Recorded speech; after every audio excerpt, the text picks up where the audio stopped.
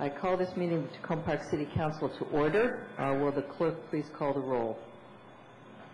Mayor Porter. I'm here. Councilmember Austin Lane. Councilmember Barrett. Here. Councilmember Clay. Here. Councilmember Stevens. Present. Councilmember Lee. Here. In spite of the fact that we are one person shorter on the council these days, we do have a quorum. The first item on the agenda is council comments and announcements. Are there any council comments or announcements? Gary? Thank you, Mayor Porter. Last week we suffered a record 5th homicide in Tacoma Park. The victim was a mother of 2 young children, and I offer my sincere sympathy to her parents and other family members. This was a senseless, tragic incident. I also thank the Tacoma Park Police Department for their work in helping the family during this difficult time, for keeping the community informed as their investigation progressed, and for bringing the suspect into custody. This incident brought a lot of fear to the neighborhood, and it was reassuring to see everyone work together. The other thing I wanted to comment on is that our community center project started as a desire for a gymnasium. Throughout the planning process, we had very little participation by the young people and low-income residents of the city who we hope to serve with this facility. In 2000, faced with not having sufficient money for the entire project, the council decided to start construction of the community center, but to delay the gym. Tonight, before we start discussing the plans for the gym, I want to clarify my position. One, I recognize the great value of a gym and that what it will bring for development of young people, and I consider it important that we have one. 2, I put the gymnasium as the top priority for any discretionary spending by this council.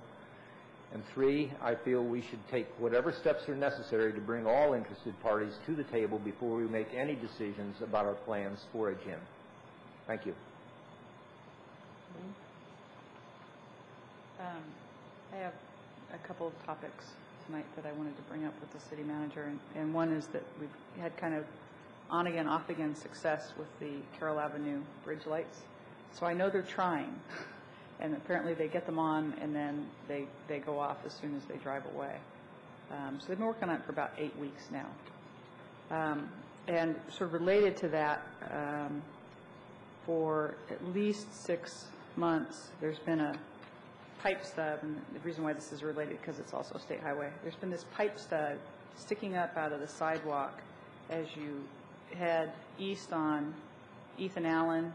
You round that excitingly dangerous corner just before you get to where Woodland Avenue intersects, and right after that is this stub, and our Public Works Department has graciously covered it with a big orange cone, but it would be nice if sometime in the near future the State Highway Administration would replace the sign, or if they've determined that the sign is no longer necessary, they could remove the stub, or they could tell us and we could remove the stub, because it's kind of a big, ugly, rusty, dangerous, twisted wreckage of metal.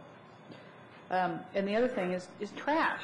I went and had dinner the other night at the Eastern Carryout, and as I approached the side with all of the trash bin that smells bad, it didn't actually smell as bad as it usually does, but it was just piled with bags and bags and bags of debris that, unfortunately for the property owner, obviously the property owner hadn't dumped it there. Someone had come along and just dumped their dump truck out there. But I did find out that they have sent their trash cans out to be steam cleaned. And so they have these terrible trash cans out there now, but they said that was a temporary deal until they got their steam cleaned ones back, and that they have no intention of moving the trash cans, which was of course disappointing to me, because ultimately I would like the trash cans to return to where they were at. And I was wondering if there was any progress on finding out about any site restrictions, because that was one of the things one of the neighbors said, was that they thought there were some site restrictions when they originally developed the property about where they had to actually site the trash cans. And is there any news?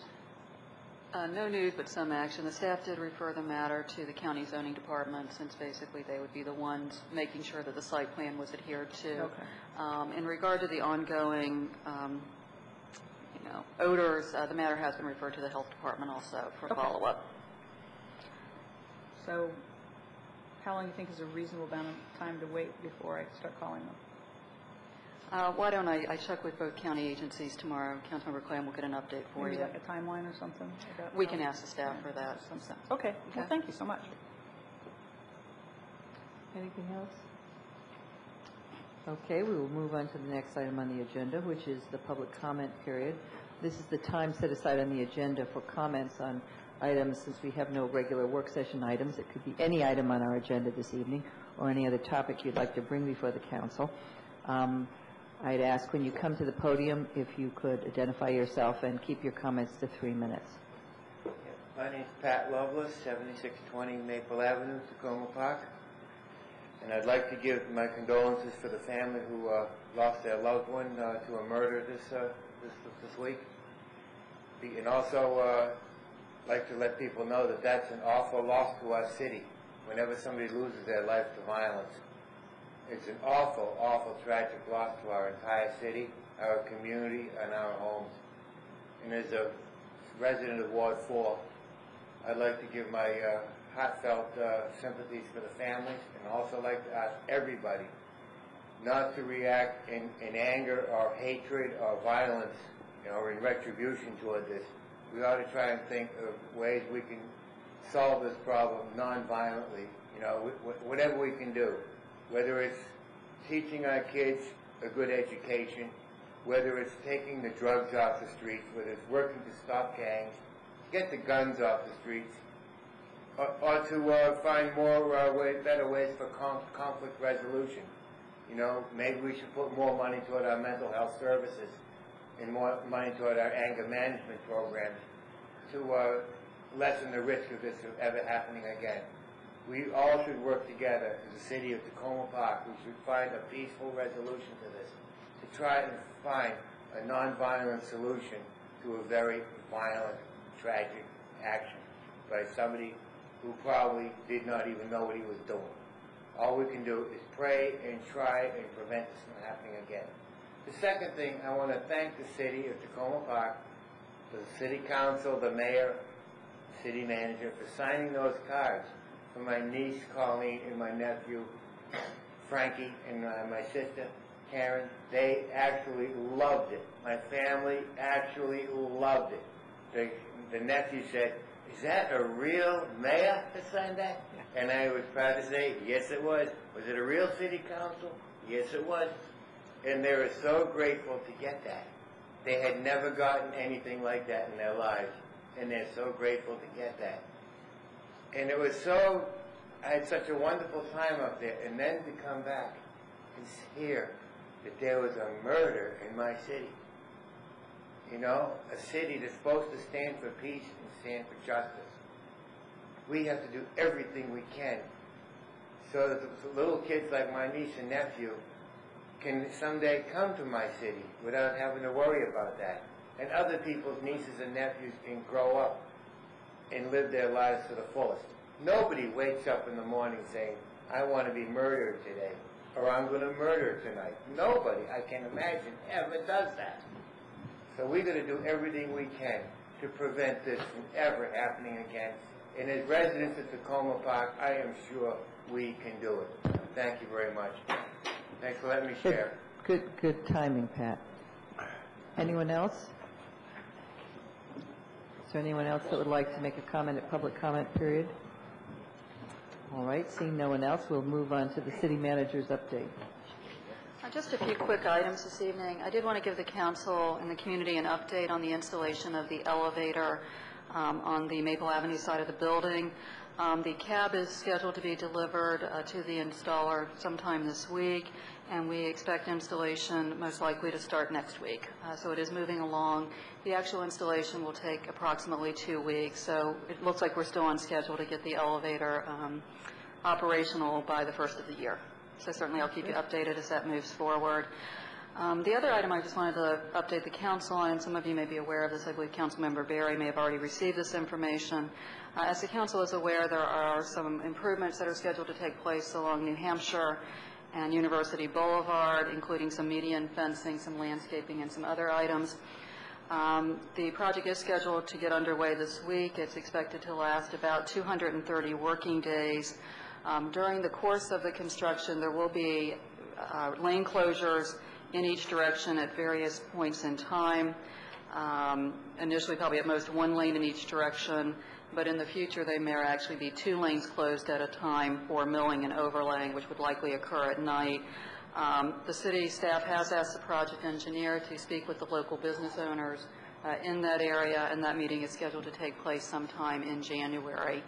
During the course of the project, SHA has set up monthly meetings with the various partners on the project, of which the city is one, and the city staff will be attending those meetings. So as the project progresses, we'll be making sure that you get updates through the SNI and at the council meetings. So that concludes my report, unless there's some items that council has questions about. What did you say the extent of that project is? It's supposed to be about 230 working days. Limits? Is it starting at the DC line? I don't know. I can find out. I don't have exactly where it's starting, Councilmember Williams. We can certainly find out that information if you would like. Okay. Any other questions? Okay, we were going to move on to our first work session item, which is an update from the Committee on the Environment. I think this should be, do we have a number of committee members here? Do you want to just all sit up here? All the committee members. Okay, we're very pleased to have all of the members of the Committee on the Environment. Okay,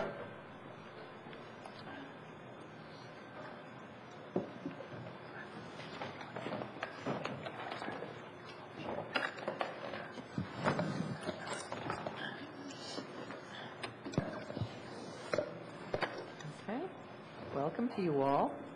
Thank you.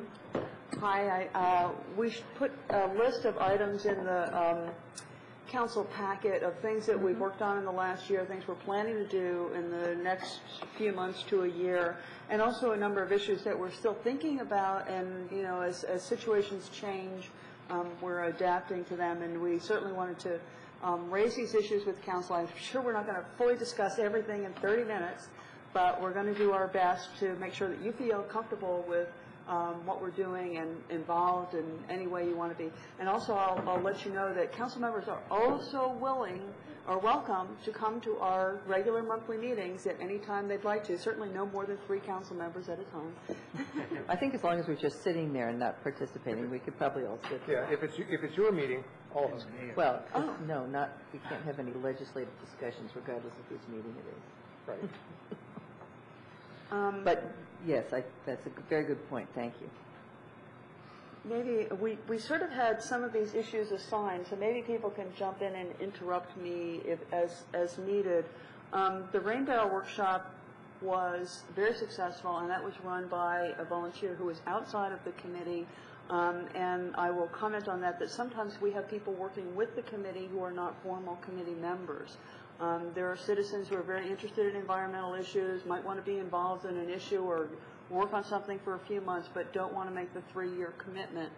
We welcome that, and we're happy to have people to come and work with us. It was Michelle McKeever who ran the Rainbarrow Workshop. We all worked with her, and we had, I believe, about 35 rain barrels out in the city now that we have done. We're planning on repeating that again. And Kia is being shy. She's going to run the next one, which we plan to have in March of '07. Well, I mean, basically, Michelle laid it out really well last year. She found all the parts. She made a part list. After she ran it the first time, I mean, I figured it'll be very easy to run it repeatedly, basically just according to the template she set up. Okay. And also, Kia and Mari had, we had done tables at Arbor Day, and then Kia and Mari did a table at the Folk Festival last year. We couldn't quite get our energy level up to do it this year. It's with 7 people. We're now up to 7 people, and it's hard for us to all find the time to do everything every year. So we do as much as we can. Kia did do. I'm trying to prompt you here. We need to go fast. Are you talking about the development? Comments, okay. Yep. We made comments on the development proposal for the Advanced Auto site on New Hampshire, and also on the DC master plan. We drafted some comments on those, just basically where the committee stood on how those 2 different pieces of legislation affected the environment. And I can also comment, too, that that was an example, both of those were examples of very good staff cooperation, working with the committee to let us know ahead of time if there was an issue, make sure that we had the information to comment on it, and make sure that our comments got in there. And that was, I believe, Suzanne Ludlow on both of those issues. The Mercury Switch legislation was the thing that I pretty much did most of the work on. Tim wrote an article for the newsletter last year, which was very helpful in terms of laying out the issue. It turned out we had to do a whole lot more work in terms of actually drafting the legislation, researching all of the legislation that had been done across the country, and drafting legislation for Maryland. The states, the Environmental Council of States had done a lot of research on that. The state of New Jersey was kind enough to spend an hour or two on the phone with me explaining their legislation and how that could be improved. And it was a pleasure working with Peter's staff. I'm sorry to see him leaving the House of Delegates. And also with Ida Rubin in terms of getting that through. We did not make that through. We got stuck in the House Committee on Environmental Matters, and also there is now a national voluntary program, which I am not convinced is going to get enough of those mercury switches out, and so we are considering introducing legislation. I've talked to at least one delegate in the House Environmental Matters Committee who has agreed to be a co-sponsor, so we may stand better chance in terms of getting that through this year. The newsletter articles, as I've mentioned, Tim did one. Tim actually did a couple. And we had one also on tree care. I'm probably not remembering all of them, but I'm sure you've seen them in the newsletter. And that's something we'd like to continue doing. We have a number of topics that we'd like to address in the future. We did participate in the arborist selection. Again, Darrell was very open to having us serve on the interview committee and provide input in terms of one of the questions that were asked, and sitting on the panel that interviewed the arborist applicants, and in terms of providing input to the selection. And I think we did a very good job. I think not all the committee members have met Todd, but he did come to our meeting last week, and I think we had an extremely positive discussion. I'm very pleased that I think his head is in the right place in terms of preserving the trees that we've got and planting more. And we talked about some possible projects that we could work on together over the next year. Tim, did you want to comment on the habitat? I think on the wildlife habitat, we were here and talked to you all about that a few weeks ago, so there's not much more that needs to be said in terms of our support for it. But I think moving forward, we're just going to be looking for ways that the committee, that this group can work with Friends of Sligo Creek and others, what niche we'll be able to fill to help with that effort. I'm probably going to be focusing a lot on advocacy and outreach to citizens on how to do that, as well as schools. As I mentioned before, I'll be playing a role in trying to get some of the schools involved. Good. And let me just talk a little bit that we've got climate change is a big issue. There's actually a couple of citizens here who have come to the committee in the past and commented on how important climate change is and that they want to be involved in things. We had a couple things planned, and I don't know if, Albert, you want to talk about it? Well, we're working on putting together a workshop for local Can you move the mic a little closer to you? I'm sorry. We're working on, there's a volunteer that's helping put together a workshop on energy efficiency for local businesses. And we did talk a bit earlier today about, some of the things that could be incorporated into that workshop. Standard fare, lighting, reflective paint on the roof surface to reduce air conditioning load, awnings, sunscreens, reflective film, the whole litany of energy conservation measures that can be incorporated, including, smart controls on HVAC and so forth. I don't know that we have a date firm or a venue firm, but I do try to make it to occasionally sit in on some of the Old Town Tacoma Association, Business Association workshops that they have, and at least try to put a few cents in about energy efficiency and how it can integrate into the program that they're giving at that time.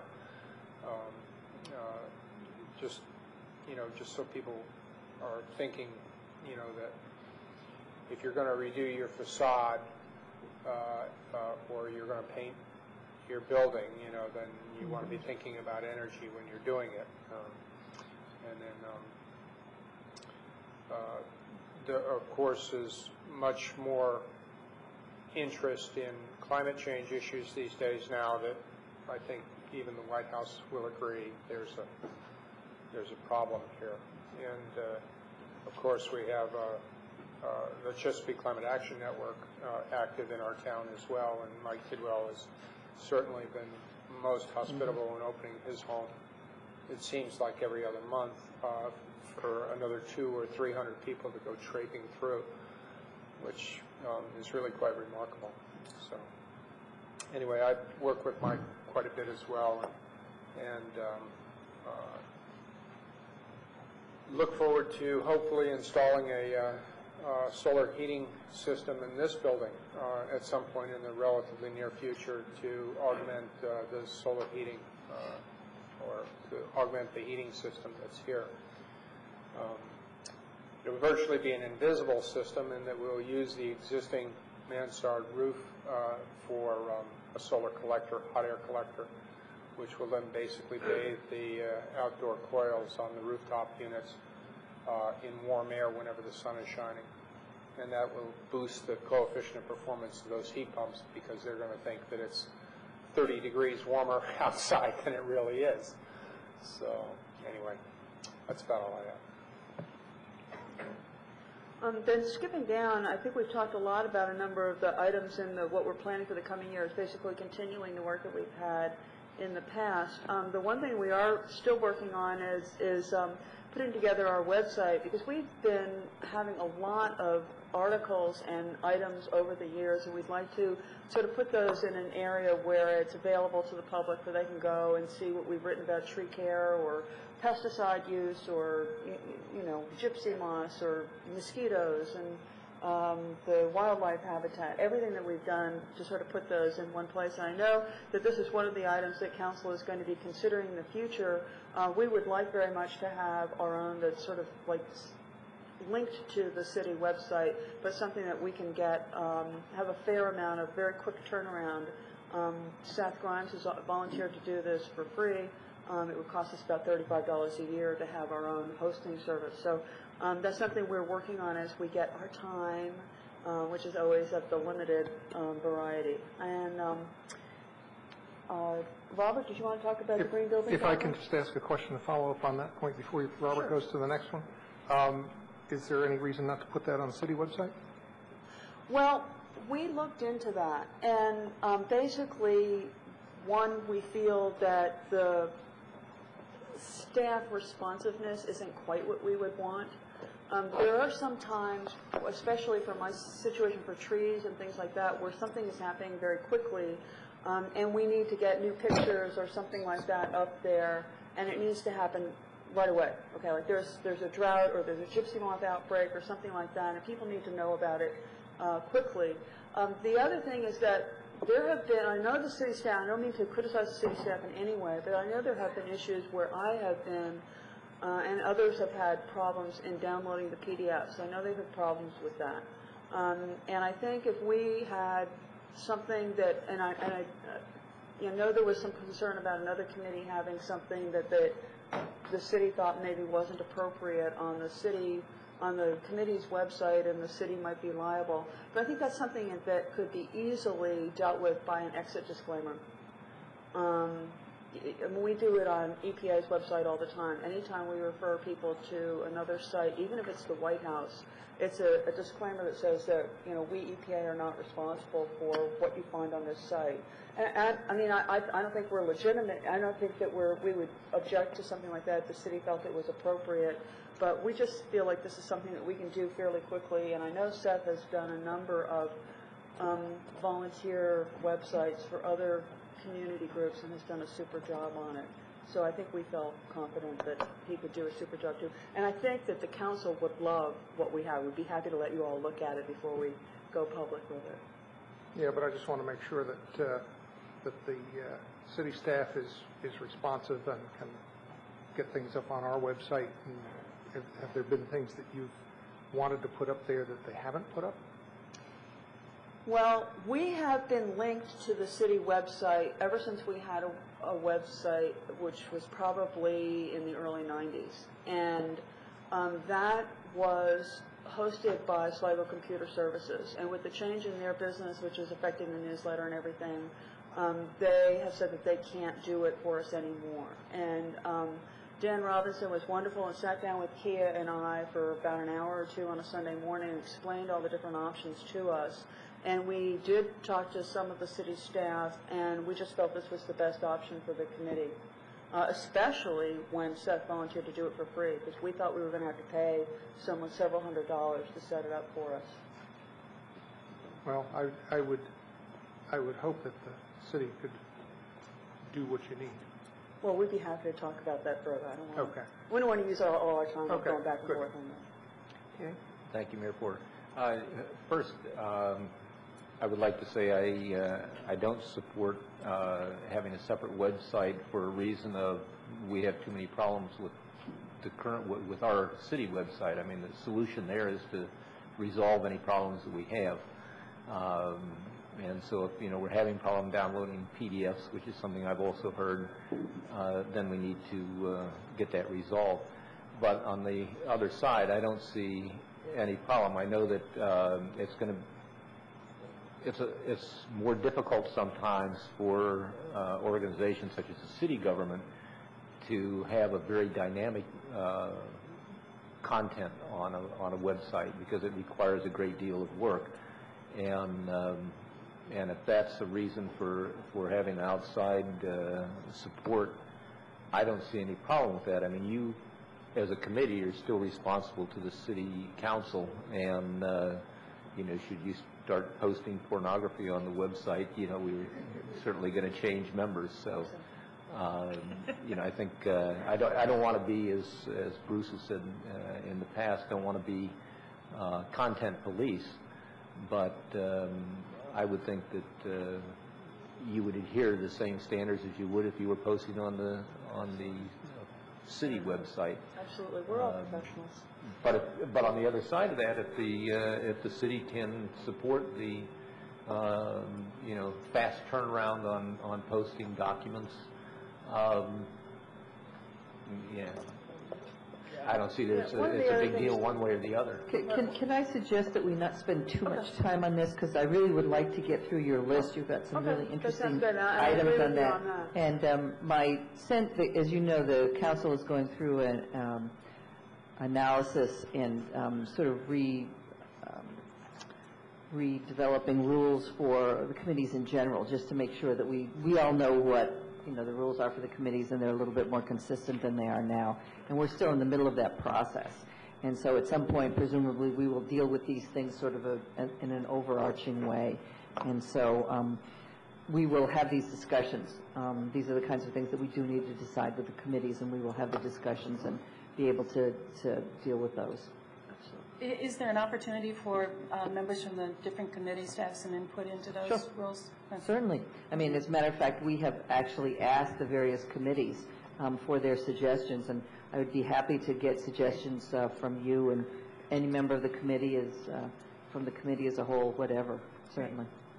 We would very much like to have your suggestions. Okay, going down the list, the next thing is the Green Building Workshop. The housing, which we're really kind of pleased. We were thinking about doing something ourselves in terms of green buildings, and the Department of Housing and Community Development decided they wanted to have a Green Building Day, and sent a communication to us. Albert's already chatted with them. They've asked him to be a speaker. We hope to have some other meetings and help them sort of set that up and give them some suggestions about things to put in there, resources to be handed out and stuff.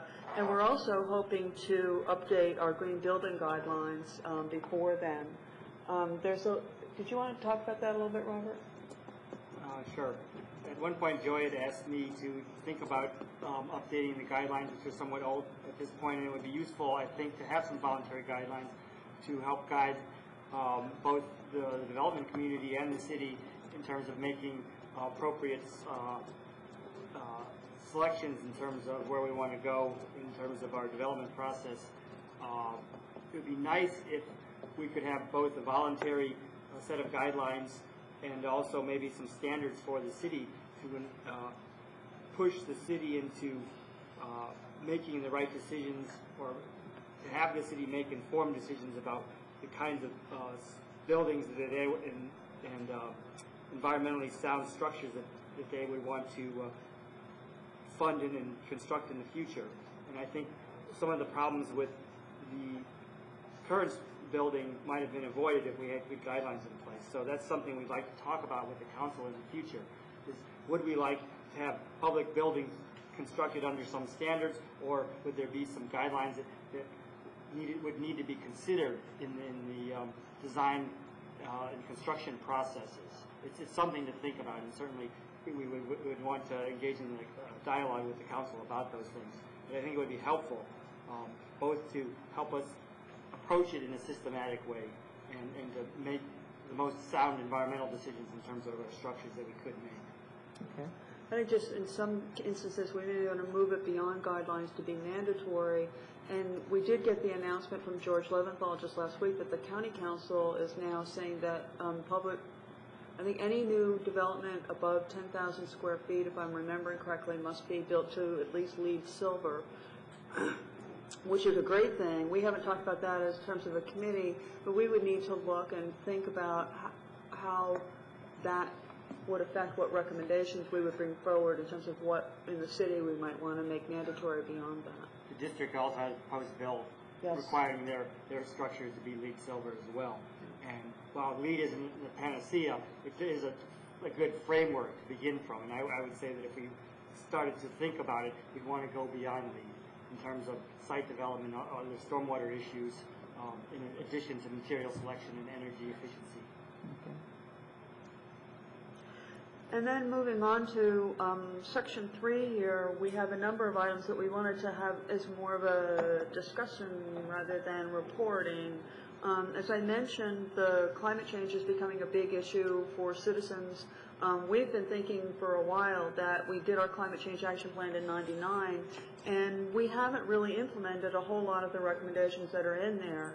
And we thought that we should, and for at least some of them, go back and revisit them, take a look at them, and see how feasible it is to just sort of start implementing them. And for me, of course, the big one is, hey, why can't we plant trees in the middle of New Hampshire Avenue? So that's, if we had done it 7 or 8 years ago, we could have had that much more climate change impacts. Sure. The other thing that really sort of is gnawing at my conscience on that whole program was that we were supposed to revisit our benchmarks and our group milestones every 5 years and see how we were doing to track our progress and to see whether we were staying on plan. And it's just, the ball just has been completely dropped, at least by me. The amount of effort that's gone into trying to figure out how much energy is now being consumed in Tacoma Park by aggregating the utility bills from the gas company and from the electric utility company, just to get a benchmark to see where we are and where, whether we've been, I don't really know whether our energy per capita or as an aggregate of all the population has gone up or down, because I haven't seen any data. And if we could find somebody that has the time. One of the downsides about seeing all this take off like a rocket ship is that there's very little free time for me anymore. But it would be great if we could find some intern from Columbia University or someplace that would be willing to jump into this and try and see if they could pry that information out of the utilities again, so that we could do an analysis to see whether or not we're actually getting better or getting worse. Mm-hmm. Right now, my sense is we haven't gotten any better, but I really don't have numbers to back that up, and I don't really know. We might have gotten better because... Well, it sounds like something we should definitely schedule another discussion of. Yeah.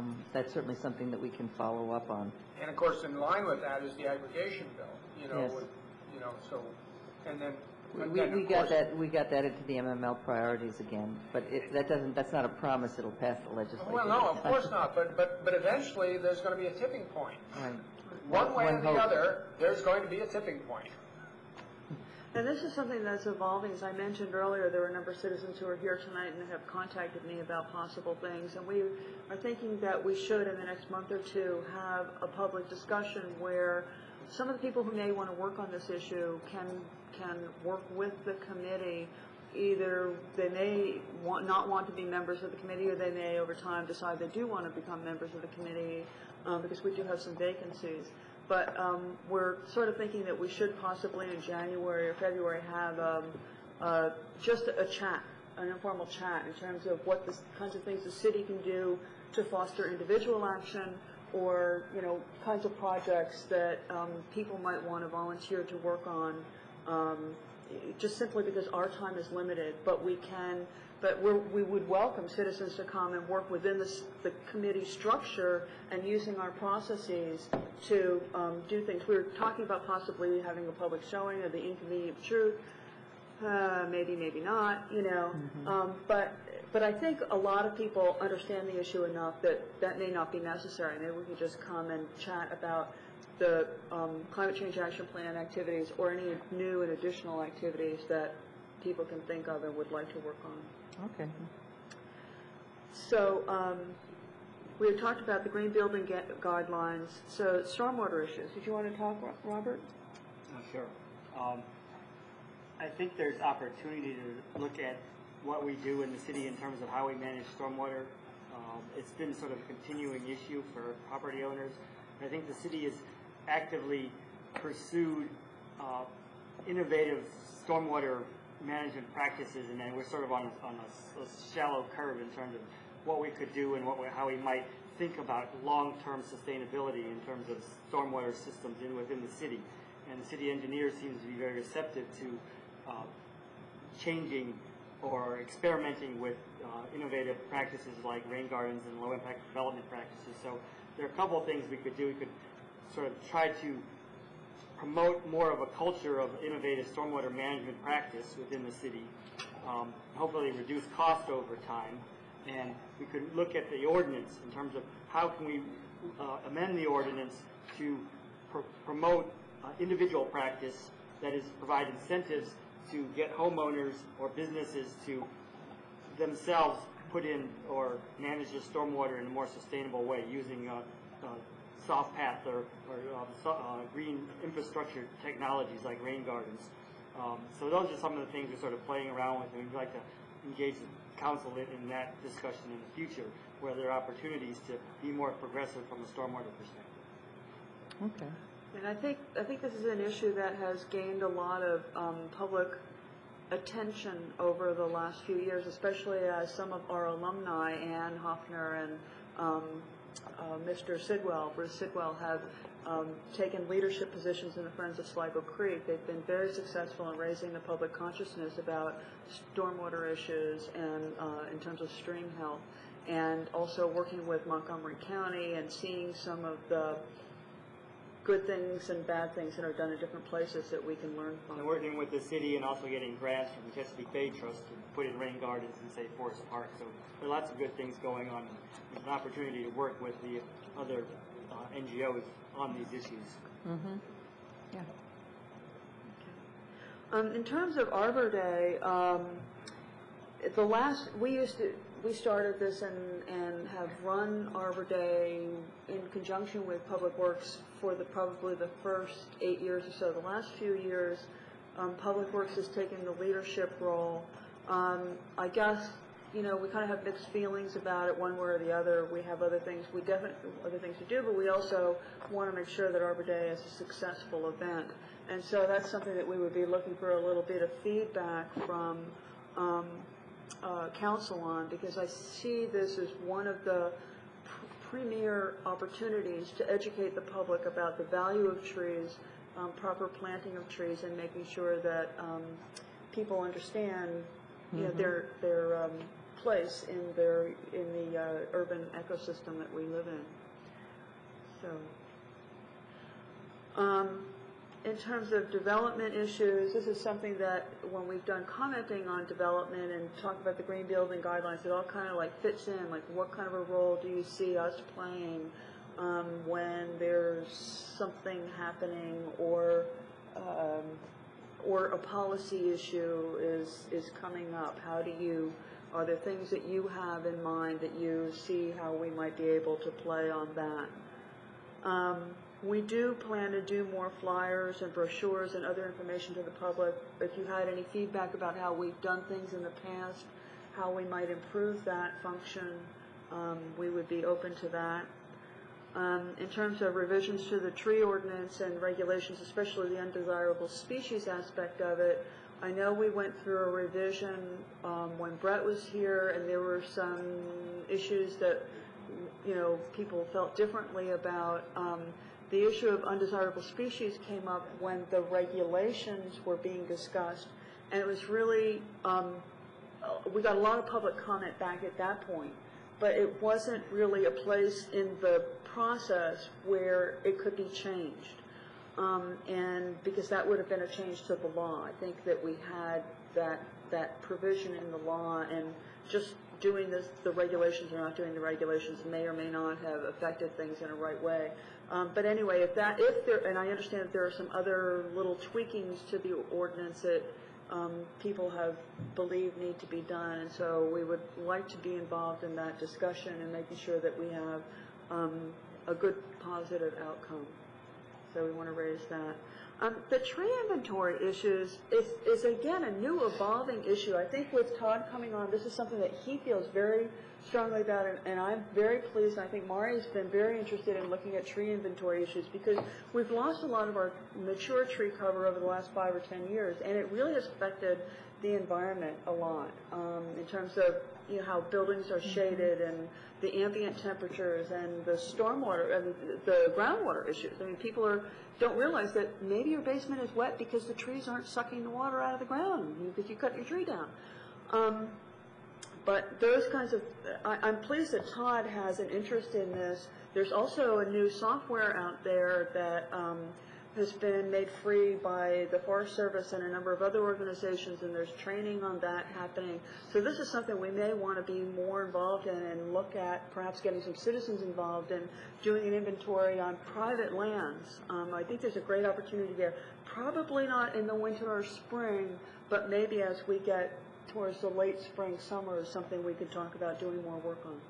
Okay. Now, one of the things, just to touch on that last one, I know one of the things that you've done in the past that I think has been very helpful is you've provided sort of advice to the residents on caring for trees and, restoring the canopy and that kind of thing. And I think certainly, I would very much look forward to your continuing that. I remember you had a workshop at one point that was very helpful, and you've also done articles in the newsletter that I think have been helpful on that topic too. So I'm assuming you would continue to do that kind of thing. As time permits, yes. Okay. Any questions from the... Thank you so much for coming. I've been waiting for you guys to come, so I hope you'll come back again and tell us more, because I know you don't have a lot of time tonight. A couple things I was thinking about while you were talking, and one of them is about the lead requirements, which I totally support. And I'm very happy that you're doing more green building activities. Catherine actually helped me with a HUD project this year, and we got started doing a green building project, and I learned all kinds of things about green building. But one of the things that I learned, because I work at HUD, is that HUD has a total development cost cap on affordable housing. And in some areas, they have an exception. Like in tribal development, there's an exception, and you can go to a regional director and you can get an exception. But in other areas, it's not as easy. So I would like you to keep that in mind for large developments. Some of those development caps are done by the county, so it would be easier to get an exception of 5 or 10% of the total cost if you were doing energy efficiency activities, but some of them are dictated by the federal government, and it's a little bit harder to change, as several of you know. Do the caps look at all over life cycle? At all over life cycle? No. None of them that I've seen. Because some things have such an incredibly short payback, like LED exit signs. Right. And for the tribal programs, because they now do a block grant program, you can go to the hub director or the regional director and say, here, we'll save money by doing this, and it's not a problem to get a 5 or a 10% boost. So I just wanted to throw that out there so you keep that in mind about its impact on affordable housing. The other one is the City of Oakland did this project that was a street tree project where they inventoried all of their street trees. They didn't do all their private trees, but they inventoried all their street trees. They have all these pull-out maps, and they have pictures of all the trees, and they had a plan for what trees would go in different areas, and it helps you to identify the neighborhoods. I have a copy of it, which I'd be happy to give to you because I think it's a great model for some of the things that you're talking about. So, Catherine, if you come over and see me, I will deliver it to you. It's on my bookshelf. And the other thing is that it might be interesting to look at GIS coded maps of the city. The SSC has a whole GIS program. Yeah, I think so does the Maryland National Park. It's a good way to track what's happening with your tree cover. I did a project like that at UC Berkeley. We were looking at trees and health, and you can see over the years what's happening with your tree cover, where it's growing and where it's going back. Thank you. I think we want to sort of talk about what are the different systems we've taught over the next few months to see which way we want to go with that, because this new inventory, it's called the iTree inventory, and it's free software. They're also having a workshop on it in April, which isn't free. But it allows you to calculate, once you have the inventory, it allows you to calculate the environmental benefits of, in terms of what you're getting. And I know the stormwater benefits have been calculated for our trees, but by American Forests, but we haven't gotten those other kinds of benefits calculated. Mark Biscano was involved in developing that, by the way. Okay, good. Thank you. First of all, I really appreciate your coming here for this briefing, and as Councilmember Clay said, it's not enough time tonight to go into great detail. You've covered a lot of ground here in this meeting, a lot of different projects you're working on. It sounds like you've accomplished a whole lot in the recent past, and that you have a lot of irons in the fire, things that you're working on. We have a lot of talented people on the committee. You must have, with all the work that you're accomplishing.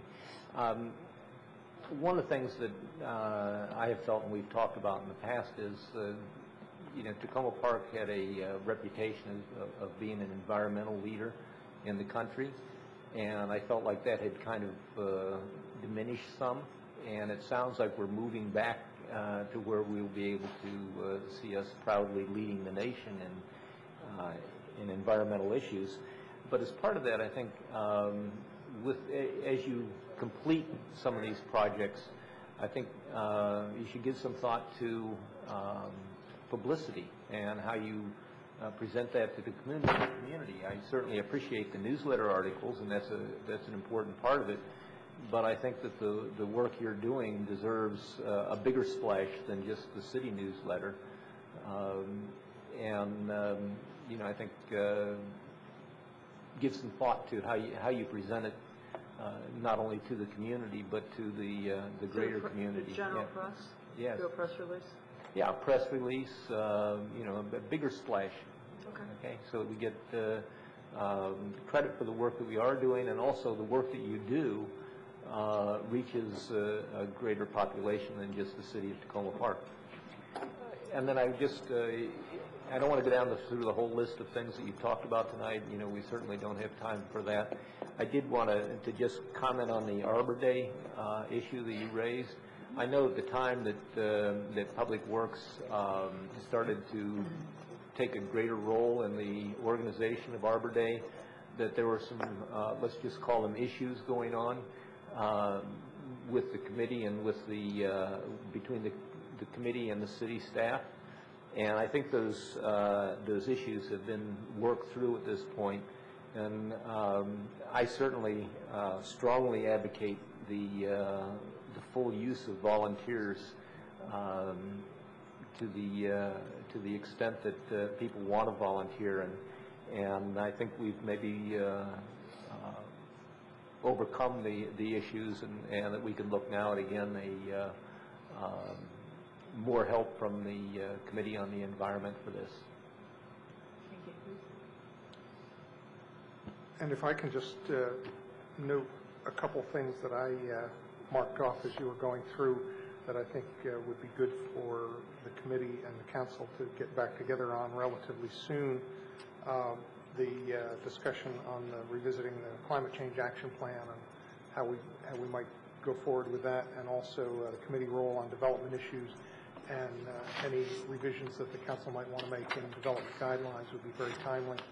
And then if anything needs to come back around on any website issues and any of the other things that you think we need to go back around on from your list. But I think at least those first two that I mentioned would be good to get back on our agenda relatively soon. Well, I've got the list of things that I think we need to talk about are the green building guidelines, the climate change action plan, and then the stormwater management things. And I would agree with Bruce. I think I would very much like to see the committee be a strong part of the Arbor Day. I think the staff has something to contribute, and I think you all have something to contribute also. And I also don't see a problem with your participation, and I think the council's already agreed to this, in any revisions, upcoming revisions of the tree ordinance. And I think that the work that you've done in terms of outreach and public education on tree care and tree management issues have been very helpful. I don't know formally, since we haven't actually gone through a process with any new development yet, but I think you all definitely should be part of the process on that also. So I think the other things we can probably, I don't think any of those are issues at all. I mean, I think you and the staff should work together on the Arbor Day issues and the tree ordinance revision stuff, and continue the work that you've been doing, the public education on tree management, I think has been great. If I can just say that my thought on the development issues and development guidelines was before we have another one come up to us, I think we need to have thought through some of the issues and made some revisions. Yes, no, I apologize. I'm not disagreeing with you. I agree.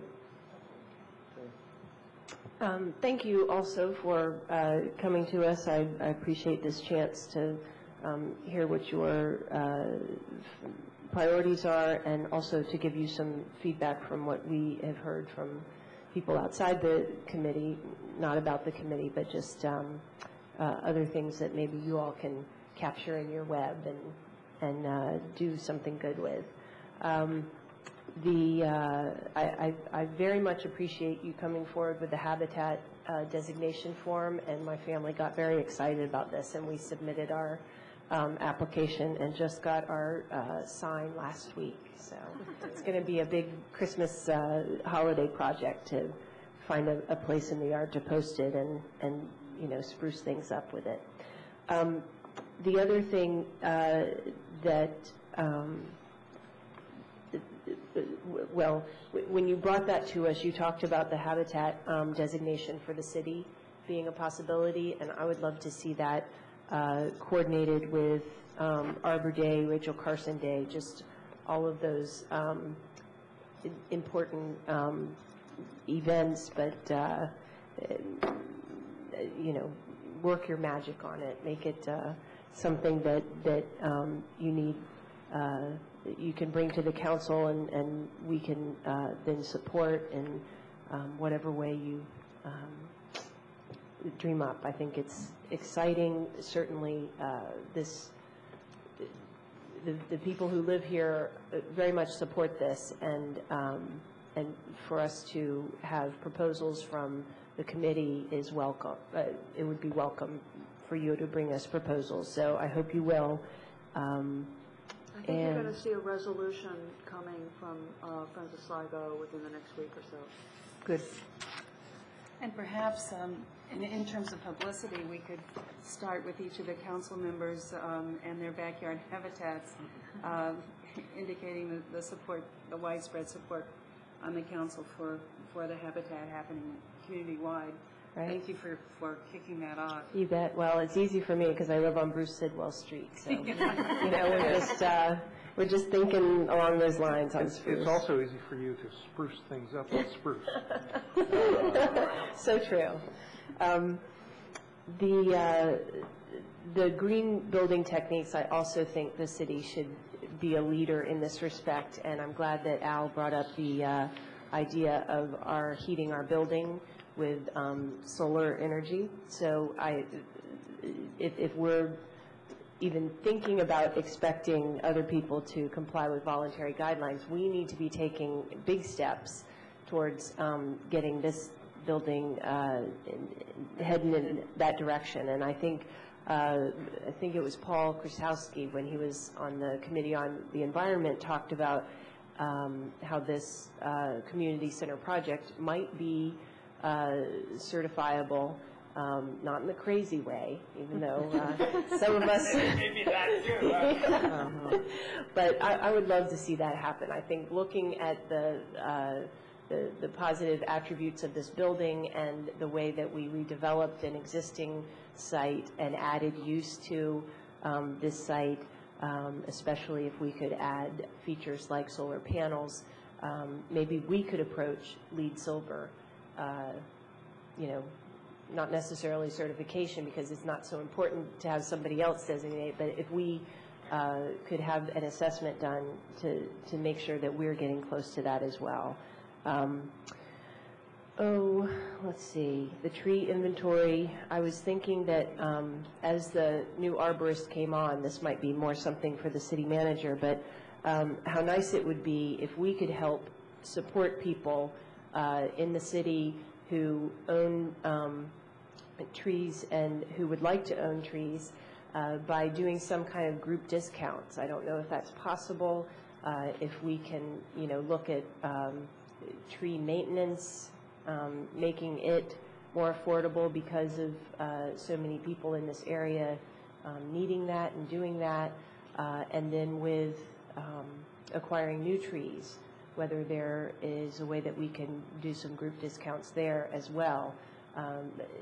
Oftentimes people not having information about the details, like how much does it cost and how would I do that and what's the best species, and if we could do some of that legwork and remove a few barriers so that it was just right there, and somebody said, oh, okay, I'd choose that one.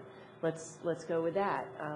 I'd really love to see the city do that, and I think it's something we might be able to orchestrate without it being an enormous financial impact to the city, but it really would be living out the values that the council has established and that this community so strongly supports. I think that's it. I am concerned about the responsiveness issue on getting articles and web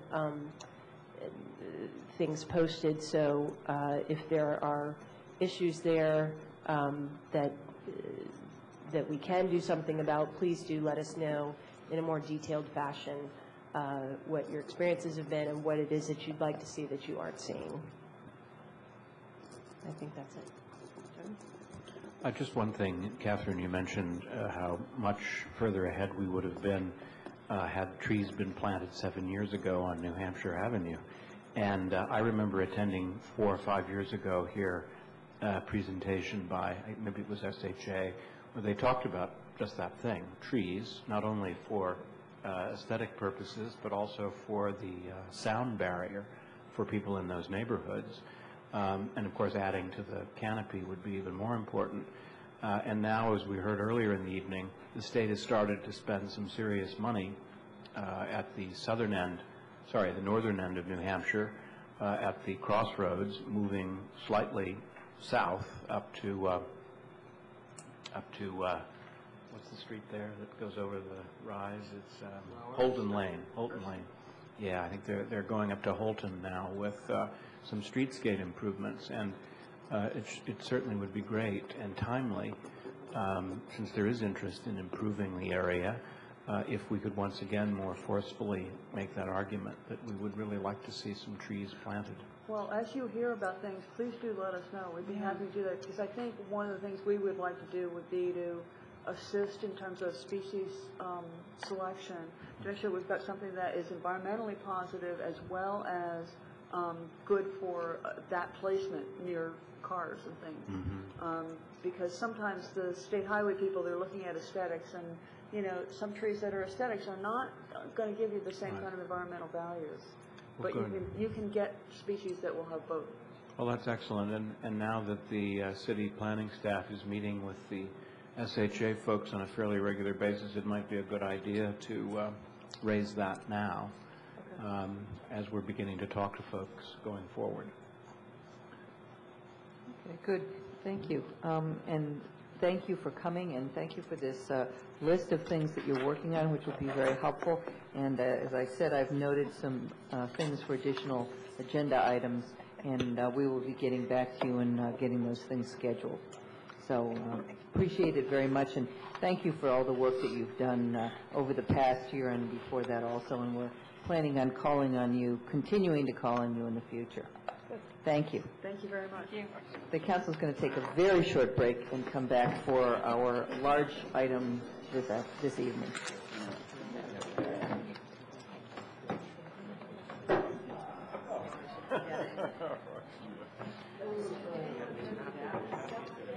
Yes, I did. Oh, yes. Oh, it's great.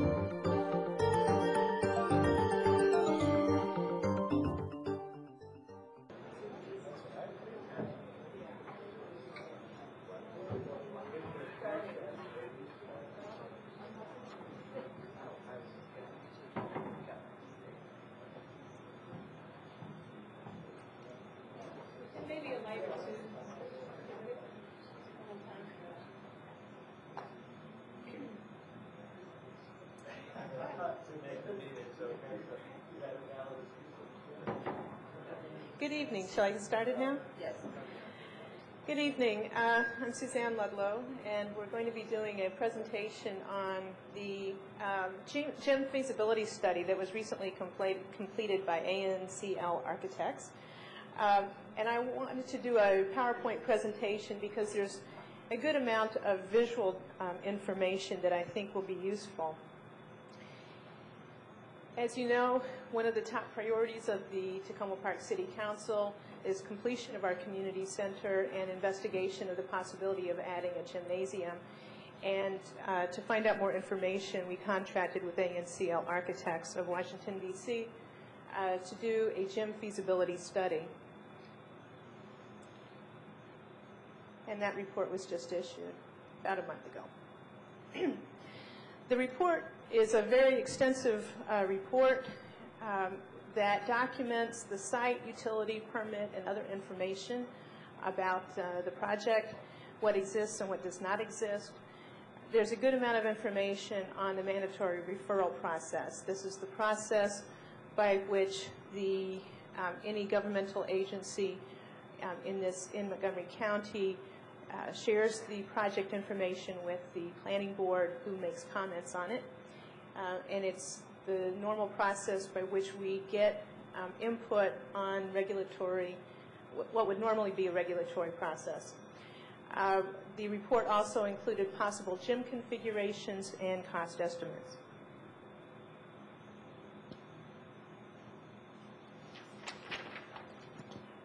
I'm not going to get into much of the detailed information this evening that's in the report.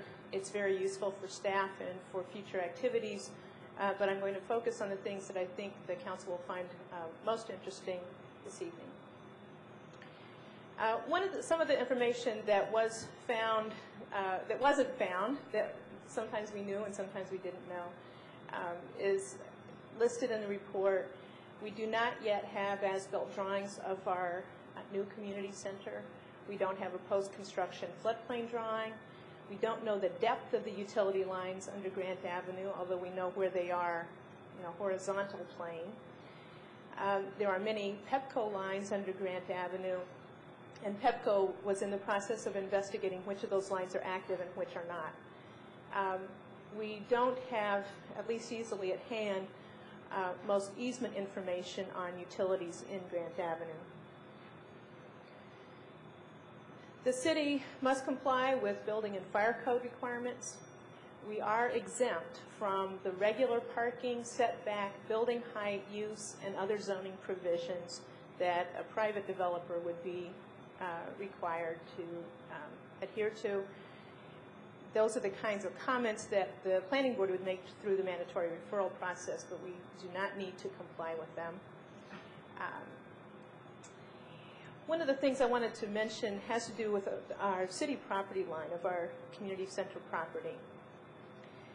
The Montgomery County has a rule that building cannot take place across property lines. And we have a variety of old property lines in the area. We had very poor survey data originally and had some work done several years ago to determine what our property lines were. We determined that where we wanted to have a gym would cross a property line. We went through a process of abandoning a portion of Grant Avenue so that we would have all of our building on a city property and within the property line of the city property. But in investigating that, we learned that some of the Grant Avenue property would need to go to Park and Planning Commission, that it was originally their land. And there's an agreement with the Maryland National Capital Park and Planning Commission to transfer some of that property back to us to allow us to build a gym. That transfer has not yet been taken place, but the Planning Commission had agreed that it would allow that transfer to happen. The plans, the configurations that are in this study are as if that transfer will move forward. This is our property line as it exists, and that's the red line that goes around the property. One of the things that you'll see, you see the kind of shaded blue area in the middle, that's our current community center building. The blue dashed rectangle that's just north of that is the location of where the gym would have been under the original proposal for this community center. And that, so that's so that you can see where it is versus the property line.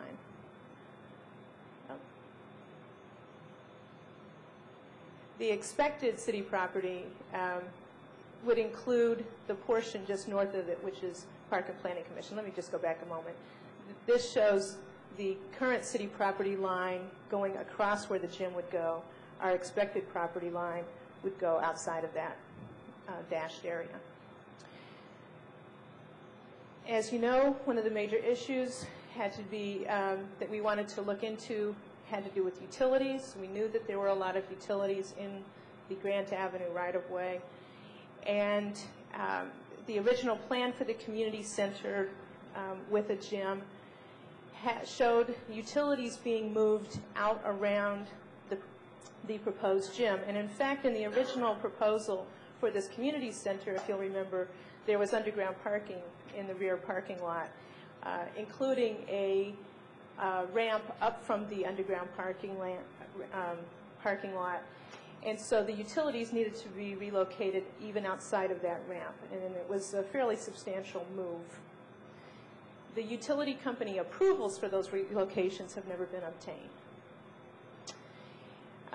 This shows the overall property line, again with the expected addition of the Park and Planning property. And the multicolored lines that you see going near the gym are the utilities. And this is a close-up of where the gym would be, and a series of lines including Pepco, WSSC, a city stormwater line, and then there's a variety of other lines. This is a lot. This is not a small utility issue. It's a fairly extensive concentration of utilities. In talking about what we would do with utility lines if we were to build a gym in the original location, it seemed reasonable that we would want to move them all, and that we could, if the utilities were agreeable, move them into a combined public utility easement. There would have to be certain vertical and horizontal distances between the lines, but we would hope to be able to talk them into sharing a public utility easement and not each having their own utility easement, which would take more space. The next issue I'd like to talk about are the police holding cells. We currently have 3 police holding cells on this level, the main level of the community center building, behind the elevator and reception desk and bathrooms.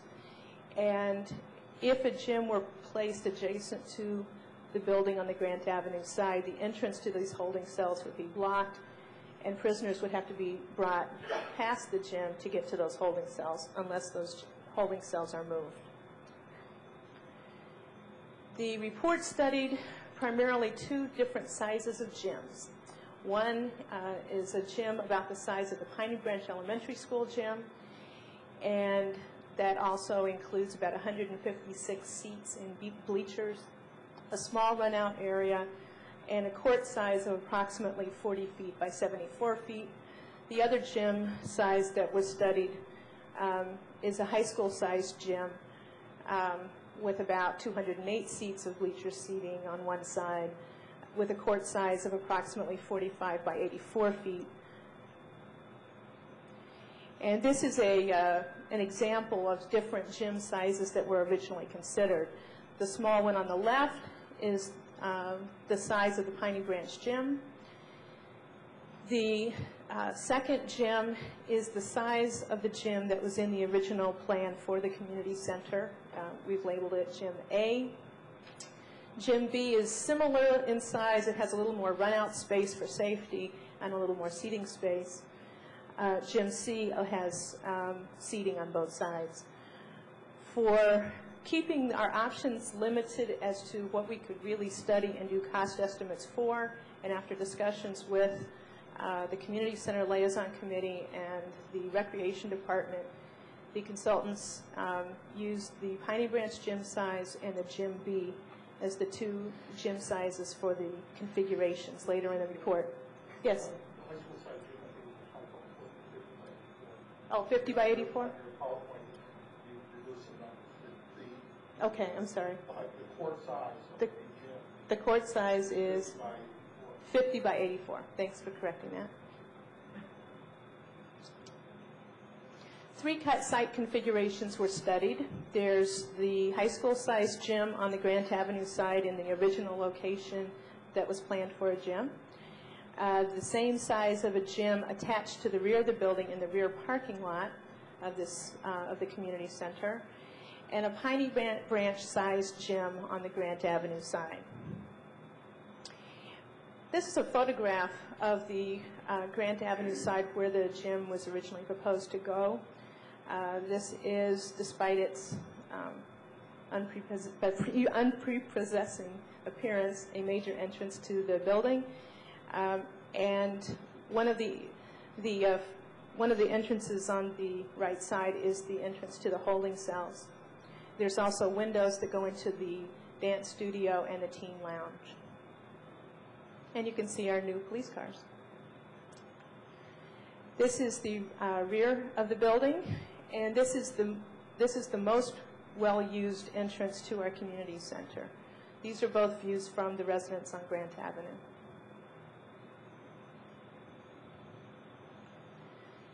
For the configuration that was studied for the high school-sized gym on Grant Avenue, the configuration shows utilities being relocated. The police holding cells moved to the first level of the building, accessible through a lower level parking garage that the police could enter 2 holding cells at that point with some parking, and toilet room, lockers, and a small fitness area. This is the overall site plan for this scheme, and it shows the gym adjacent to the building, and as you'll see in a moment, there's a corridor that runs actually between the current community center building and the gym to allow for some staging area for people getting ready to enter the gym, as well as skylights so that we don't block all the windows. It's a way to address this. This configuration allows for vehicular circulation all around the property.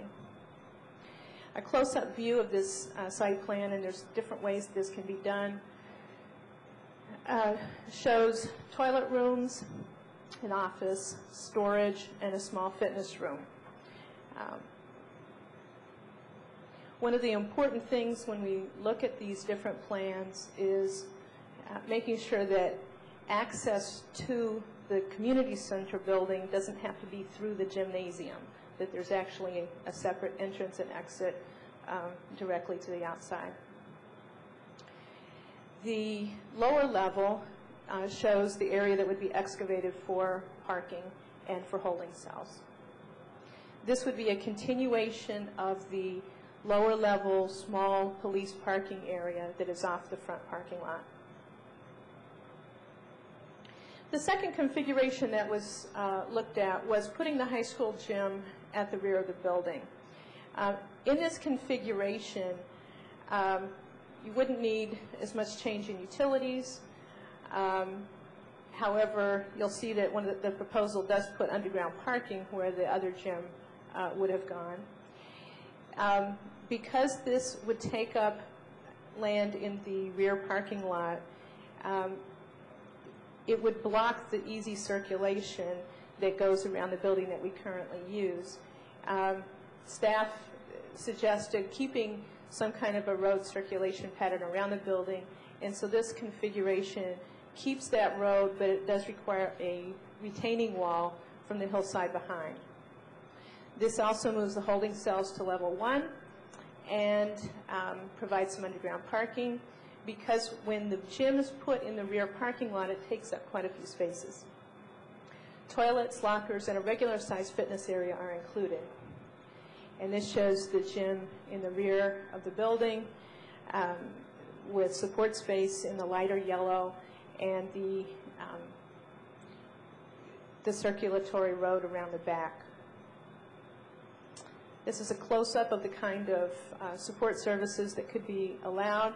Because it would block the current rear entrance to the community center, there would need to be a different entrance that would come in the hallway. And this provides for a more normally sized fitness area. This does move, this scheme does show excavation for parking where the other gym would have been.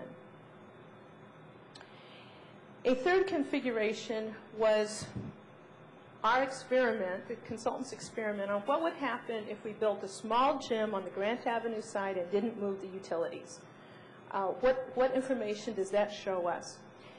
And so they consulted with some specialists and looked into this and came up with a possible configuration where the utilities were kept in place with a special foundation spanning the utilities and thicker than normal foundation to support the suspended floors. The holding cells were not moved in this configuration, even though the door would be locked to them.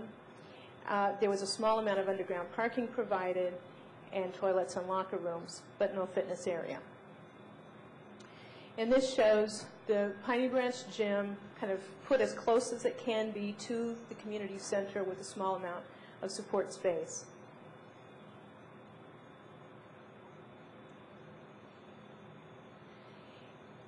In this drawing, you'll see the upper corner of the parking lot cut off, and this is the area where the utilities are going through. So the parking lot is left in a rather strange configuration. When we went through this and the cost estimators came back with information to the consultant, we came in with cost estimates that ranged from the least expensive, which is a Piney Branch Gym on the Grant Avenue side for about $5.5 million, to either 7.7 or 8.1 million for a high school-sized gym. And there's some different components of that we can look at in a minute. But these are options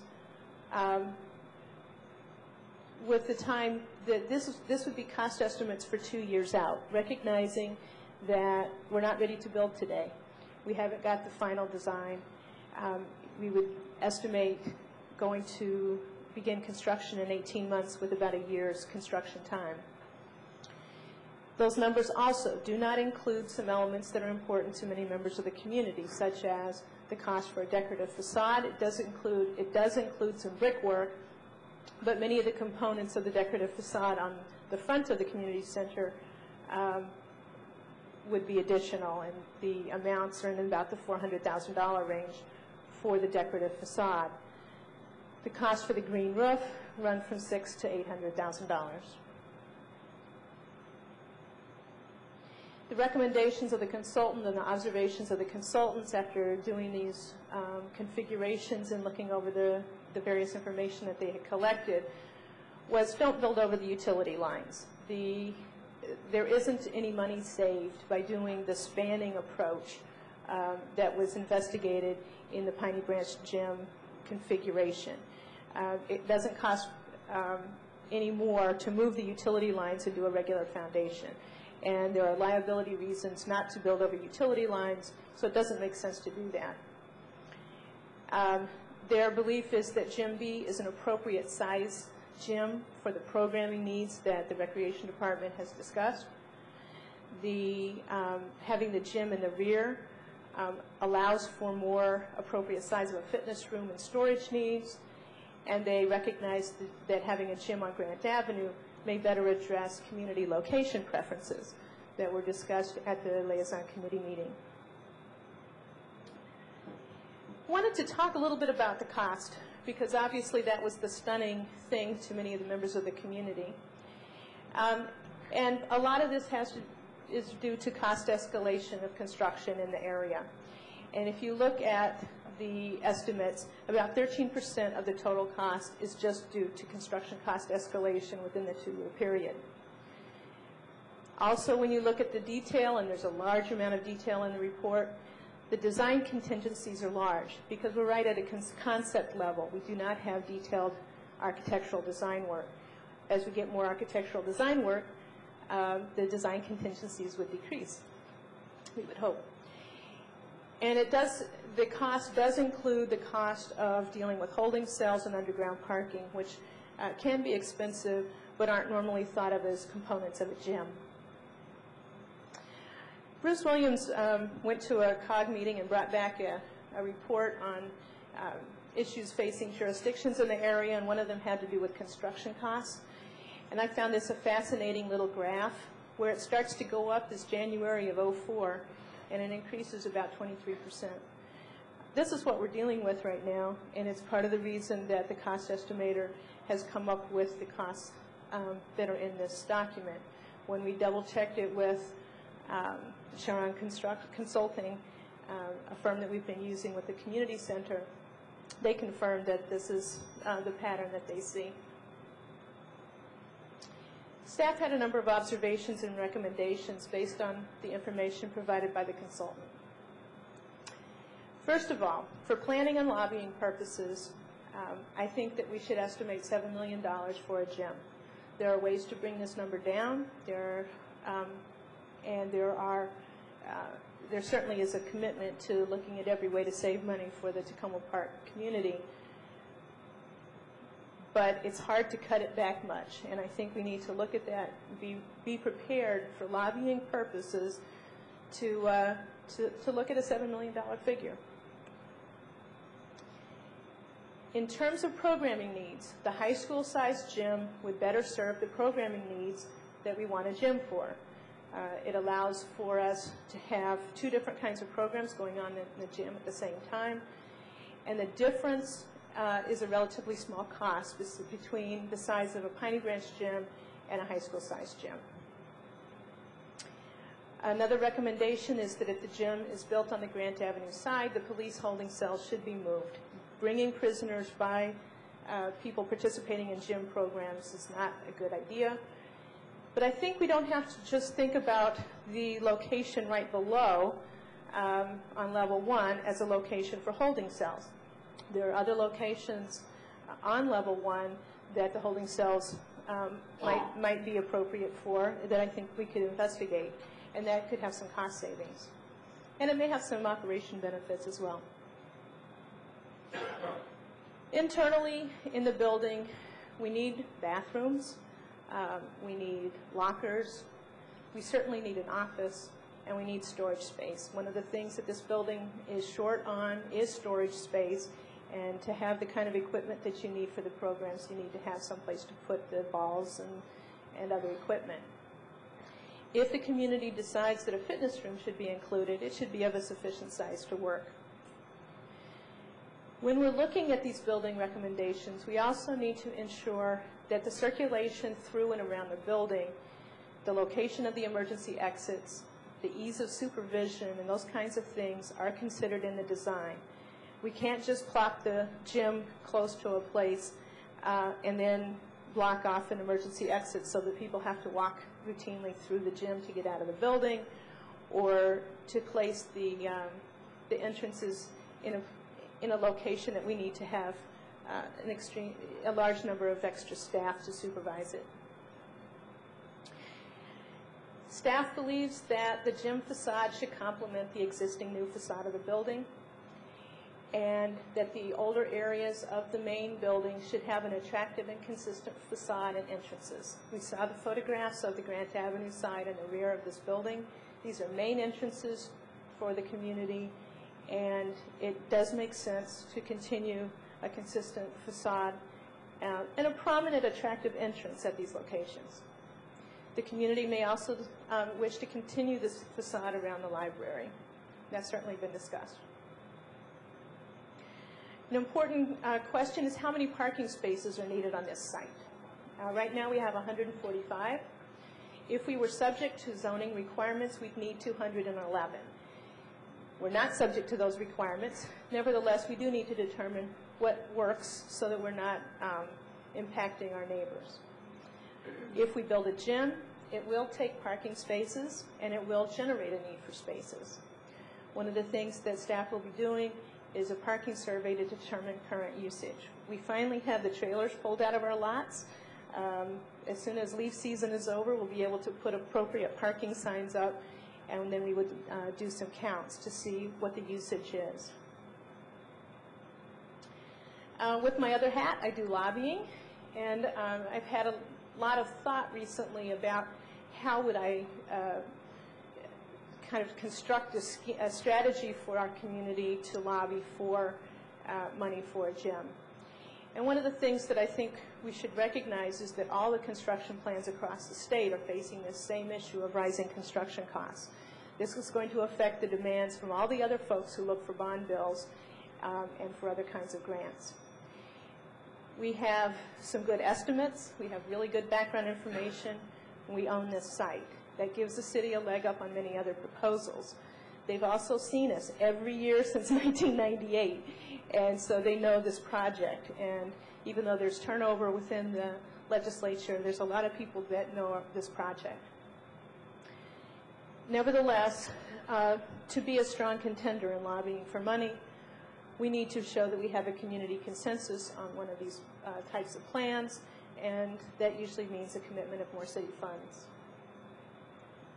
The primary question then for the community is having a gym worth the combination of additional taxes and lobbying to obtain, say, $5 million in additional funding. We have $1.5 million in hand.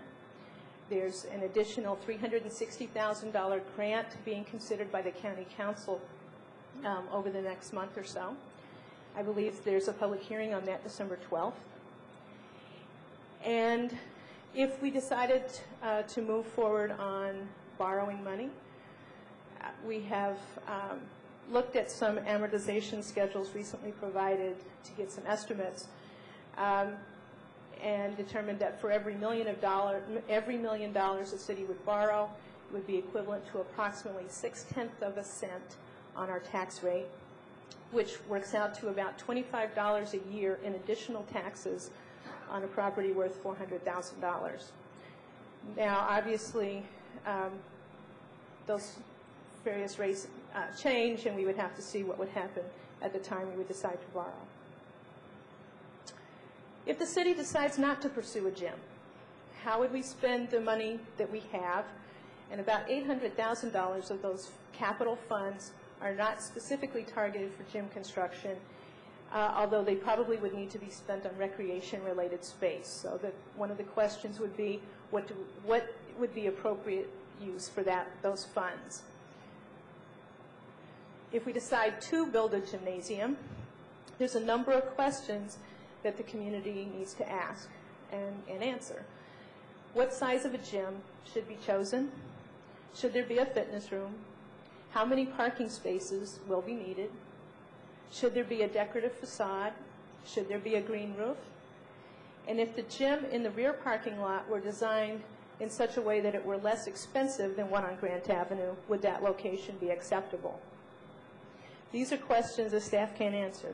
These are community questions. What are the next steps? Should we have a public forum? Should we get additional information at the feasibility or concept design level? Should we prepare a detailed design and get a refined cost estimate so we don't have a large design contingency?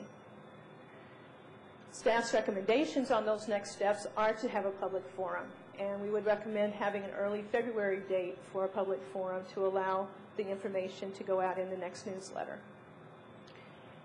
We'd like to recommend extending the contract with ANCL to explore some site configuration possibilities with all of the information we've learned. What came up in the report were 3 specific site configurations and an enormous amount of detailed cost information. How that information is moved around and extrapolated and thought about could be very useful for coming up with something that costs a little less, meets some other kinds of needs. But within the contract that we had, those, we haven't got to that point, and we would need to have an extension. I also recommend that we pursue the bond bill for the gym. The legislative session is getting underway soon. We had a Montgomery Chapter Maryland Municipal League dinner the other night. All of our District 20 folks came, and there was support for pursuing a bond bill for the gym. That's my PowerPoint presentation. We have Brian Levitt here of ANCL who can answer questions, and we can move back to the dais.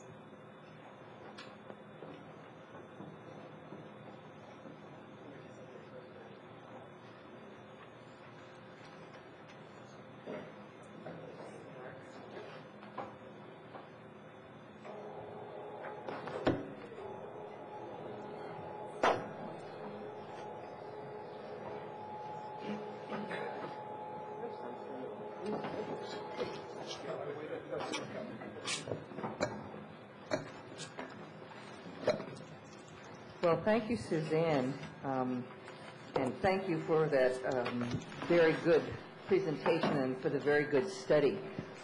What I'd like to do at this point is I'd like to give the members of the council opportunity to ask any questions so that everybody understands what's in this.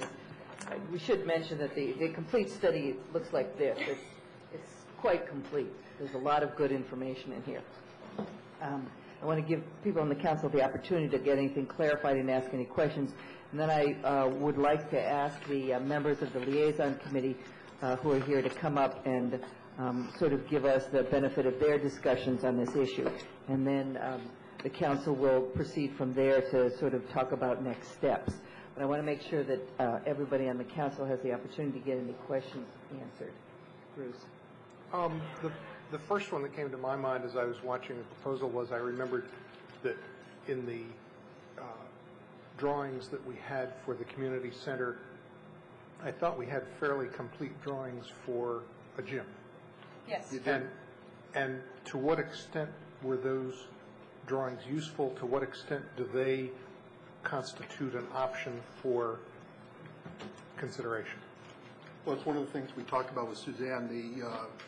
The permit set showed That's what was, in this book, we called it the A gym. That's what all the drawings, base drawings, are referring to. And the permit set showed the gym that was proposed, smaller than the B-size gym, bigger than the Piney Branch gym, and much smaller in terms of the support space. There was no exercise room, et cetera. That's all listed in the report. The working drawings, it was confusing for us when we just came into the project because the drawing showed it that this was being built, and as a matter of fact, the permit set, which this was, and DPS thought the gym was being built. They didn't realize that the gym wasn't part of the construction. So it took a little bit of while to figure out what got built and what didn't. That's why we put we did the as-built base drawings in here. We talked about it with Suzanne that we thought that this was an opportunity to develop a cost estimate, that the city should look at doing cost estimates based on those drawings because they're fairly well developed. Not 100%, but enough what's euphemistic called a permit set. But to give you an example, the architectural drawings of the permit set showing the elevation with the mansard roof and the miscellaneous towers at the corner, we Xeroxed that page, gave it to the cost estimator, and that's what we used, what he used to develop that extra cost for what we call the Victorian gym, because we had some more detail for it, so we used that as an estimate.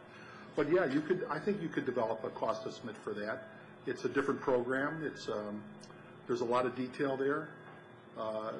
I thought that you had a number for what that was, because it was... There was, I mean, obviously there was information in the original bid that included for the gym. And that's something we could go back to. One of the reasons, though... I was just thinking that as kind of a baseline of what it was, and I didn't know how it compared to these it's not that are based on a lot less detail. Ours are based on a lot less detail. That has more detail, but it doesn't have in it enough detail that deals with the utility relocation issues. So the cost estimator, whoever would take a cost estimate, would have to interpolate that information. It doesn't show the correct site as it is now, the site 4 or 5 configurations that are in this book. It doesn't show it doesn't show the circulation around the back the way we're anticipating now, or the extra parking spaces. It shows, the real benefit is that it shows more accurately the underground, the permit set shows more accurately the underground parking with the parking spaces, column locations, walls, but I don't think it shows in any detail the police space. No, so again, there'd be sort of some interpolation. And if you do develop a cost estimate on that, I would recommend that it at least be done in a similar format to what this was done, so that you're comparing apples to apples down the line. I've got other things, but... Go ahead, Bruce. Well, no. Other people go ahead and we'll come back. Okay. Thank you. Thank you for this presentation, for the report. I know my wife and I sat in on one of the presentations that you made to the Recreation Committee. And these price estimates you gave tonight are, I think, the same as were presented in your report. Yes. And so the $7.7 million for scheme 1.50 includes parking garage. Yeah. Yes. Police storage. Right. And so there may be some areas there where we can maybe affect some cost savings. Right.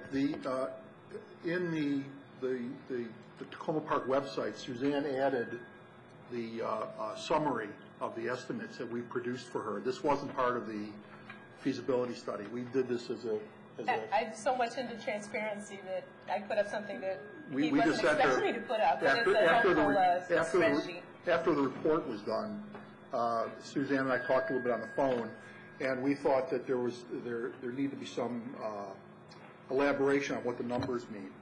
That this isn't just a gym; it's also a parking garage and it's a police space, et cetera. So we also tried to. Well, we just did a spreadsheet very quickly for her, and that's what was printed. It was, I think, draft 8 or 9 in the book. The gymnasium cost, though, the construction costs are only 60% of that $7.7 million number. The remaining 40% is the general conditions, the profit that the general contractor would make, the bond the city would require, then the design contingency, escalation, and construction contingency 5%. That's 40% of that $7.7 million number. But as the So but as the construction costs go down, those also go those down. those all go down. But I just want to point out that taking out just small items, isn't enough to take out $3 or $4 million out of the project. It would have to be something really significant to affect it dramatically, like eliminating the parking garage or eliminating the police storage area. Those are significant dollars. And taking out the parking garage, which is listed as $1.1 million, would affect a cost savings greater than $1.1 million because of the other items you listed. That's right. Yeah. Okay. All right. I thank you for now. Just to give you an idea, the parking garage number, it starts at 1.1. If you multiply it by 1.65, that's what it translates into, the equivalent of the contingency number. Okay. There's a little number there down at on that spreadsheet. You can see it. That'll help you understand this. All right. Thank you. Joy, did you? I do. Thank you for the presentation, Suzanne, and thank you for your report. I appreciate many things about this report. Number one is seeing that the gymnasium itself would only cost a little over $1 million. You're talking about a 1.5. Yes, the 1.5. All of them are just a little over $1 million, and that's what everyone keeps saying is the county builds gyms for just a little over $1 million. So seeing it broken down this way puts my mind at ease that we're not getting a raw deal, and the same thing built in the county would be $1 million, but we get the special bonus price of $7 million. The thing that I want to make sure of is how this is viewed by Hodges Heights neighbors, and I'm fairly certain that they were part of the discussion at some of your meetings. Is that right? You have to tell me who. These are the residents who live closest. The houses up on Grant Avenue, just north of the site. They, one gentleman was at the initial committee meeting in beginning of September or end of August, and it was made clear to us that those were concerns, among other one of the concerns, among others, about pedestrian circulation and vehicular circulation and stuff. But yeah, we took all this into consideration. We tried to write it as a one-page summary, all the little things. We tried to balance the committee's desires of the size of a gym versus the amount of parking spaces versus views out the back. Right. And this is the outcome. Okay. Suzanne, do you have any more? Yes, and several people came to the report back on that. Different people came to the community center liaison committee meeting where Brian reported back on this report. And certainly, we've know many of the concerns of the folks along Grant Avenue because we've had ongoing conversations all this time. Did any of these schemes that were received better than others? I haven't heard that. One of the things that we really haven't gotten feedback on that portion. I did make sure that some full copies of the report were delivered to especially the first 3 houses on Grant Avenue. There's concern about, I think the major concern was the thought of building in the rear parking lot, wondering what impact that would have. Some nervousness that in order to save money, that parking wouldn't be accommodated on site. But I think more discussions are yet to come. We haven't gotten full feedback from them. That's part of the reason that I did recommend the public forum, because I think that there needs to be a real opportunity for the folks to share their concerns. Let me just address a couple things you said. When we looked at moving the building in the back, we also looked, which we discussed with Suzanne, we looked at what if we sunk part of the building down? What if we lowered the first floor of the gym below grade? Because it was filled where the parking garage used to be. We talked a little bit about that and how far down we could go, how far down we'd have to go to be able to get parking on the roof so you could ramp up to it. Those kind of things were discussed. And some initial drawings were developed for Suzanne, but we quickly went away from it after discussing this with the city because there was extra cost involved. You lower the building down, change the grade, that means elevators and egress stairs. You have a parking ramps to deal with. You have extra costs there, so it begins to spiral.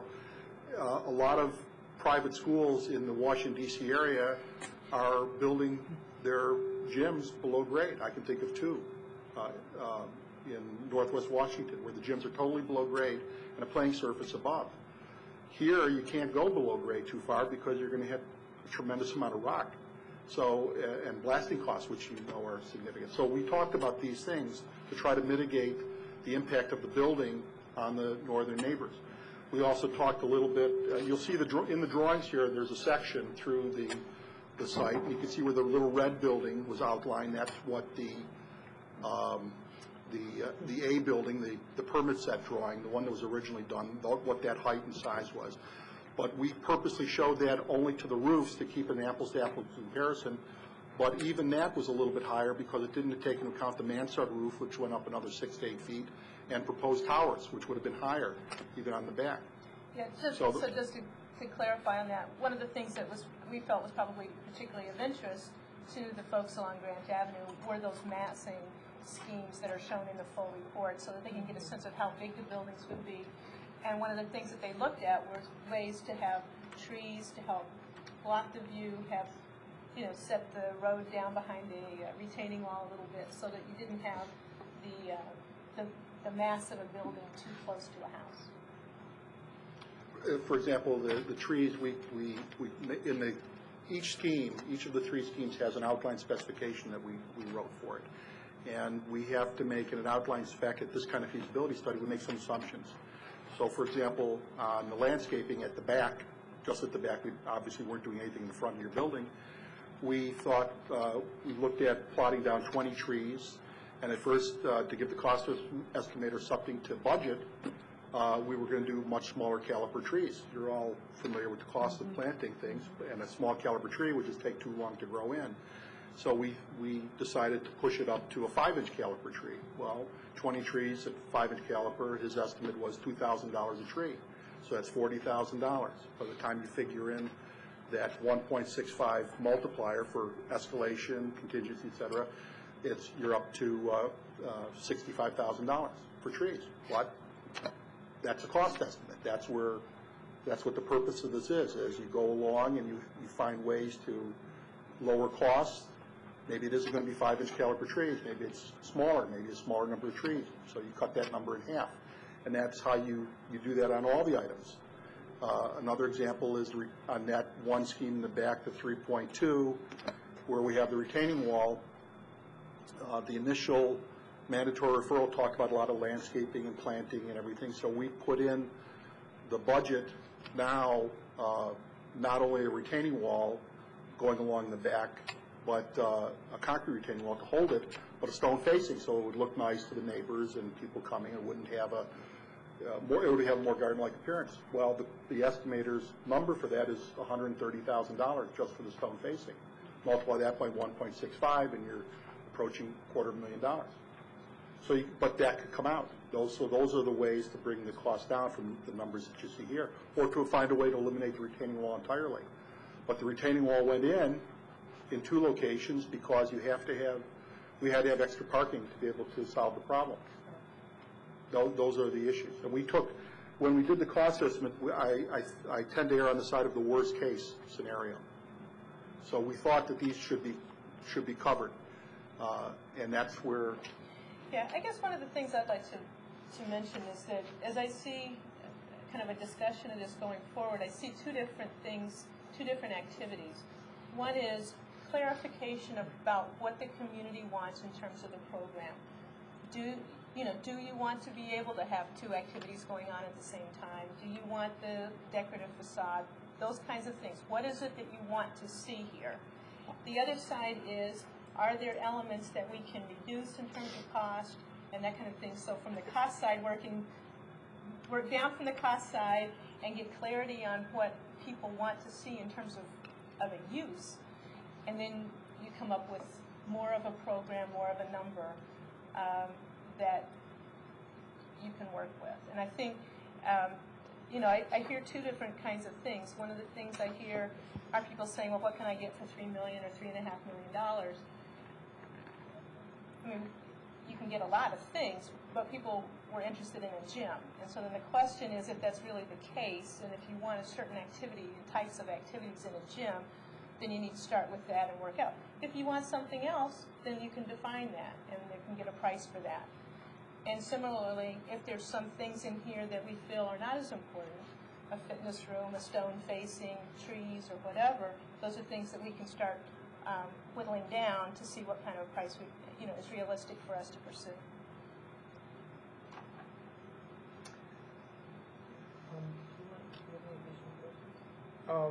Let me get Colleen first, and then we'll go through again. Colleen, because you haven't had a chance first. I have 3 questions. Could you explain why the site work in scheme 3.2 is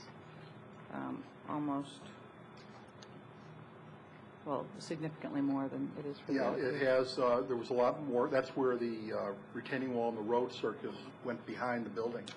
One of the schemes of earlier version of this 3 scheme is, just so you understand, when the numbers cite 1, 5, you're not seeing version 3, 1.3, version 1.4, same thing, 3.1, this is how it evolved. The earlier version of this 3 scheme, we didn't have a road and retaining wall behind it. We had the parking, in effect, 2 distinct parking lots. But the city felt that because of the way the center's used and the need for circulation around, that it would be better to have a continuation around it. The only way to make it work was to put a road behind it. The only way to put the road behind there was to change the grade. We tried to, from the survey information that we had and the civil drawings that we had, we tried to piece together something commensurate with a feasibility study as to how we could solve that problem. So we estimated a retaining wall varying from almost nothing to, your hill starts at almost nothing at Grant Avenue and goes up quite a bit. So we just averaged it out for the cost estimator. I think we told them in the book 5 or 7 feet high, averaging it out. And how much was that then? Well, that you can see it in there. I mean, there's a separate number, but there's. But in addition, I think that part of the site work issue has also to do with the fact that there's still underground parking on the Grant Avenue side. Well, the parking garage, I think, in that scheme had the number for the thing. The site utilities, the site work was significantly more based on the retaining wall and some other parking.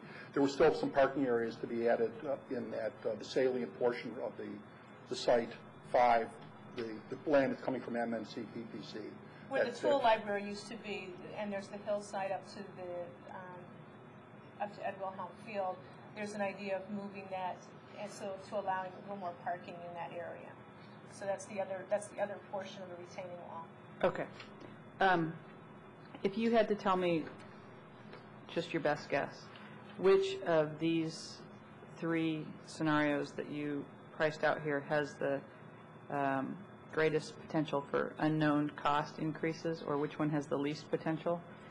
Could you do that? Well, the one with the most unknown cost is I think the utilities. I mean, if there's something buried and it's got to be moved, and some humongous thing. The soil problems, I really don't think are that insurmountable. Right. Yes, there's a lot of unknowns about it, but but this building is not that big a building in the sense of huge loads coming down on it. There's much more complicated sites that I've worked on. Yes, you have problems, but they're easily addressed. Well, it looks to me like they have a cost, but it's the utilities is the biggest issue, I think. Okay. Because the 3.2 scheme, it looks like, takes it out of the 25-foot disturbance area of the floodplain and off of the utilities, which I would think would be... It takes it off almost all the utilities. Right. You have to lose the stormwater is a big issue here at the back, but I talked to... The gas line also across the back. Yeah. Okay. But the gas line is a relatively minor cost to move, but the utility line, and you'll see it in the report, we talked to our civil engineer about this, and without doing calculations, we thought it could be eliminated, that line that runs along the back there now, but with regrading, redirect the water around so we could pick it up in other ways. But until you actually do the calculations and design, it's a little bit of guesswork here. Okay. 2 more questions. Sure. And this is also a speculation question. So I'm reading in the newspaper about how the developers are crying about the downturn in development in the area, and I work at HUD, and I see all the information about housing starts going down. But I'm looking at your development cost scheme, where all the costs are estimated to really continue on this very high curve. And it seems to me like maybe that's not sustainable. Is there any chance that the escalation that we're looking at over the next couple of years won't be as pronounced as you've... It's a possibility. The cost estimator and I talked about his escalation cost. He had it higher originally because they've had so many problems on jobs. The numbers that he develops are from real projects going ahead, much further developed. Some of the things that you just quoted, talking about developers building, buildings, they proceed with they have different agendas. The things within the pipeline long ago. The money's been committed. They think they have the best site, and the other guys are stupid, but they're going to make money. So, a lot of it is maybe wishful thinking.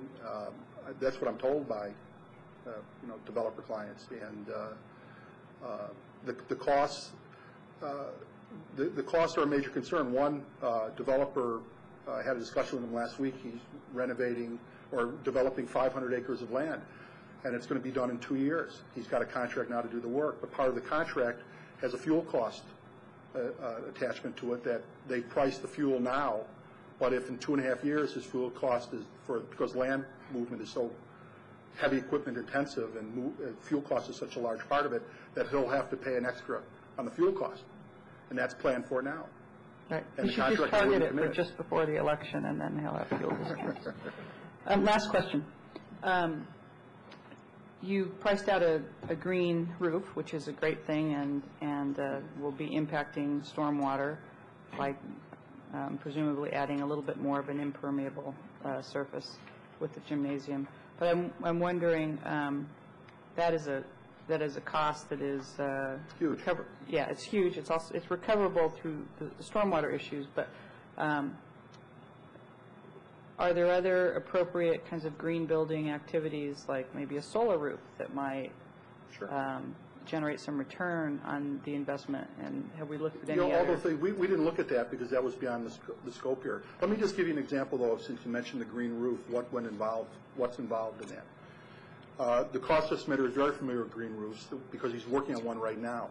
And there's companies that specialize in producing a green roof. So the cost for the green roof, actually what's called a low-profile green roof, that's just grasses and stuff. They have a different, much taller plantings, but this is basically with 18 to 24 inches tall. He had a number already worked up with a lot of detail, so we could pick up that number. It was basically $40 a square foot. But that didn't include the extra cost of the steel to support that green roof, because the gym that we're talking about here had no live loads associated with it. People weren't meant to climb on this roof. So you have to calculate it differently, plus the cost, the weight of the material and everything adds to the cost of adds to the weight that the roof has to carry. To be able to carry that costs more in steel. It's carrying a heavier load. But it's not just that. You then have to decide if that green roof is going to be accessible to somebody, how they're going to get up there to maintain it. I saw the $200,000 ladder. Well, it's a stairway. I mean, it's not going to be a hatch that somebody's going to go climb up a ladder. It's going to be a stair. Is it going to be accessible to the public? Well, somebody's going to walk around that green roof. I'm just saying, somebody's going to walk around on that green roof. They have to have, we have money in there for walkways through this large area. This isn't a 20-foot wide green roof over an entrance court. It's 90 feet wide. 100 feet long and 74 feet wide. You have to have perimeter. You can make the decision whether you have a railing up there or not. You wouldn't want a workman working up there at 30 feet up in the air, so you have to have a railing. So all that adds to the cost of the green roof. So it isn't just $40. There's other things associated with it. Now, you could do a cost analysis to see if what your cost savings in energy are and all the green stuff that goes along with that, and it might prove beneficial. People have a different way of looking at things on whether that's a worthwhile situation or not. And the green roof wouldn't have to cover 7,000 square feet or 8,000 square feet. It might just be a smaller area and pull it back in. it might be mixed with the solar panels, maybe it's just half of it. So there's ways to still, I think, get a green roof for less cost. But you understand now where how one thing leads to another. Oh, yeah.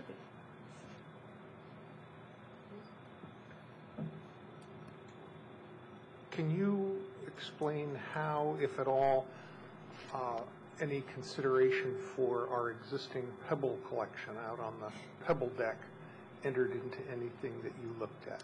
Well, the pebbles I won't say did, but the edge where it was created did. We used that as a stopping point for any expansion of this on the second floor. So if you look at any of the schemes, the Grant Avenue side, you'll see that triangular shape, that wedge shape, that was the extent of where we brought the support space over, anticipating that you're not going to want to rip out all the concrete work that went in there, put new columns down, et cetera. The cost estimator, this was a specific discussion we had. He called me up. He wanted to know what do I put in for putting an edge here? I mean, the building, how do I support this? There was no design. We didn't know how we're going to put this support area on the upper floor. So he just made his educated guess, putting money in for steel and et cetera to support something at that truncated edge. So yes, it did come up, but as far as the pebbles, no. But in terms of the one scheme that you provided the figures for putting the gym in the back, it leaves that pebble deck kind of hanging. Well, we put the one scheme in the back. I thought Continue with the parking garage. we continued the parking garage, but because we had to get parking spaces up there. Right. You can see the outline, that blue outline in the binder, is the underground parking area. But none of them kind of addressed what to do with the pebbles. No. And in fact, I think that's one of the things that's important as we look at this a little more closely. There's a lot of kind of unfinished edges or parts that, if a gym were to go forward, would leave empty space elsewhere that we would need to think about how do we eventually finish that. Because the edges were left in anticipation of a certain design and linkage onto it, depending on how we might go forward. That can all change. Well, it was a plaza and a gazebo, wasn't it? We didn't look at adding square footage there, but that's a possibility. The structure's there. There might be a way to move rooms over here, the exercise room and support space, sort of wrapping all this, and that addresses then one of the things about the mixing of facades. So that's part of this. The next step is to see what can be done, but that may come into that money might be assigned from a different budget. I don't know how you plan to finish this off, but that might be money saved that you don't have to then finish this off with. I hope that came out right. You understand what I'm saying? Anytime you say money that you could save, that comes out right. Yeah. And in terms of if we were to proceed and the steps that we might follow, can you just give any thoughts about design build approach to things? I've heard at various times that that was possible ways to get a better product or save money, and where that would fit into how we might proceed. Sure, those are I don't know what the rules are. We had a discussion about this also, how to proceed, whether you can hire a design build contractor or things have to go out for bid. You have a good working relationship now with your contractor doing this. You might I would not recommend getting estimates or design work done for free, because you get shortchanged. It just doesn't happen. And you need to hire somebody, not us, but you have to pay somebody to spend time so they really focus on the cost estimating for this. Getting a design build, I think that's an option for you. I think you should investigate that. The risk you take is you got to be certain that you're getting what you're expecting to get, that everybody's on board. It's an apples to apples comparison. I keep using that phrase, but you have to be certain what you're getting. I'll give you an example. The number $3 million has been talked about not only at this meeting but at the previous gym committee meetings. But what is $3 million when you say it? What does it represent? Does it represent the $3 million of a building built today, or does it represent the $3 million of the building built 2 years from today with the same contingencies that we have in here now? Does the $3 million represent your total project cost, everything that we spent, or is it the construction cost? Meaning, does it include architectural fees, engineering fees, legal fees, et cetera? Does it include the cost for bonding and everything, or is it really just the construction cost commensurate with the first subtotal of this phase? I mean, those are the things that have to be decided. From the committee meeting, previous committee meeting, it wasn't. That the $3 million would have included, didn't we? Isn't that the? We did raise that. That it would be everything. I think the important point here, and one of the important things of having this report, is so that we're able to look at all these small components and figure out, again, what needs to come from what kind of a budget, what does it all add up to be, and to speculate into the future. And when I go back to one of the points I made during the PowerPoint, this is the kind of information that most folks do not have when they go forward to do lobbying. It is useful for us to have this kind of detail. But the point on the design-build issue, and for most of this, is that we have to know what we want. We can't go into a design-build thing and keep changing our mind about what we want. We have to have pretty much decided that as we go in, and that's where the cost savings may occur.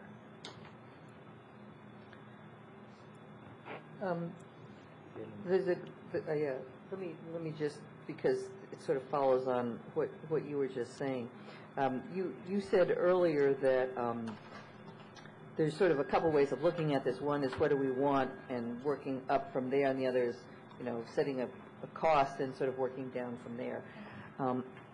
I think, regardless of what we end up doing, I think this has been very useful because I think it's very good information that we probably should have had and didn't have when we started this building. We would have been less surprised, I think, at the cost of this building if we'd had this detail of information. As you said, most people don't have it.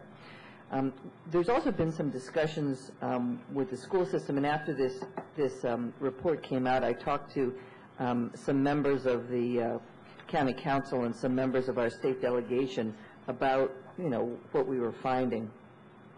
And I believe that the county is still in the process of constructing school gymnasiums. And they're still coming in, I think, although their prices have been escalating dramatically. And what they usually end up doing is they design for the day that they're doing the design for, and then when they go to construct it, it's so much over what they had planned.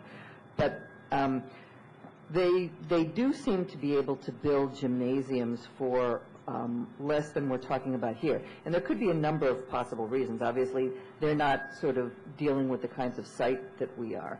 They're largely dealing with school properties where there's just a bigger expanse of space, and they're putting something in there, and they don't have to deal with underground parking and that kind of thing. But I also wonder if I know, for example, that they do have somewhat cheaper construction costs. And previous member of the county council, Tom Perez, said he would be willing to work with us, and I'm sure we could get one of the current members, particularly since there's a former member of this council on the county council now, to work with us in terms of coming in, sort of piggybacking on the contractor the county uses for school gyms, that we might be able to get a cheaper price. But I also wonder if there's not maybe some, design standardization that the county uses when they're doing school gyms that might help them out. Is that something? I mean, well, the items that we priced in here for the gym, there's nothing extraordinary about it. It's concrete block, painted concrete block. Mm-hmm. The brickwork we put in because the rest of the work was done as brickwork. That was what was originally done, and we had a discussion with the city about it. We haven't really gotten into the specifications of the actual tile finishes or the types of tile or the things that toilet partitions, whether they're wall hung or floor mounted, which is a lot of what the school stuff gets involved with. But I just want to just caution you about one thing. When you're talking to somebody, just be certain that you're having the same discussion, an apples-to-apples discussion about the cost of a gym. When they talk about a gym, do they include all the support space and the circulation to it? Are they talking about square footage numbers based on net square feet or gross square feet? And it just keeps going, you know. Right. Yeah, well, that's sort of what I'm trying to get to. You know, the design that we're looking at with, you know, a gym and then some space around the edges and then some support space and some lockers and stuff, is that sort of, I mean, when the schools build a gym, is that what they have in their gyms? Do they have, I mean, I think they have to have bathrooms. That's pretty much. They have very standard specifications for if it's an elementary school gym or a middle school gym, and how much support, how much storage space goes with that, and that kind of thing. And I've seen those specs.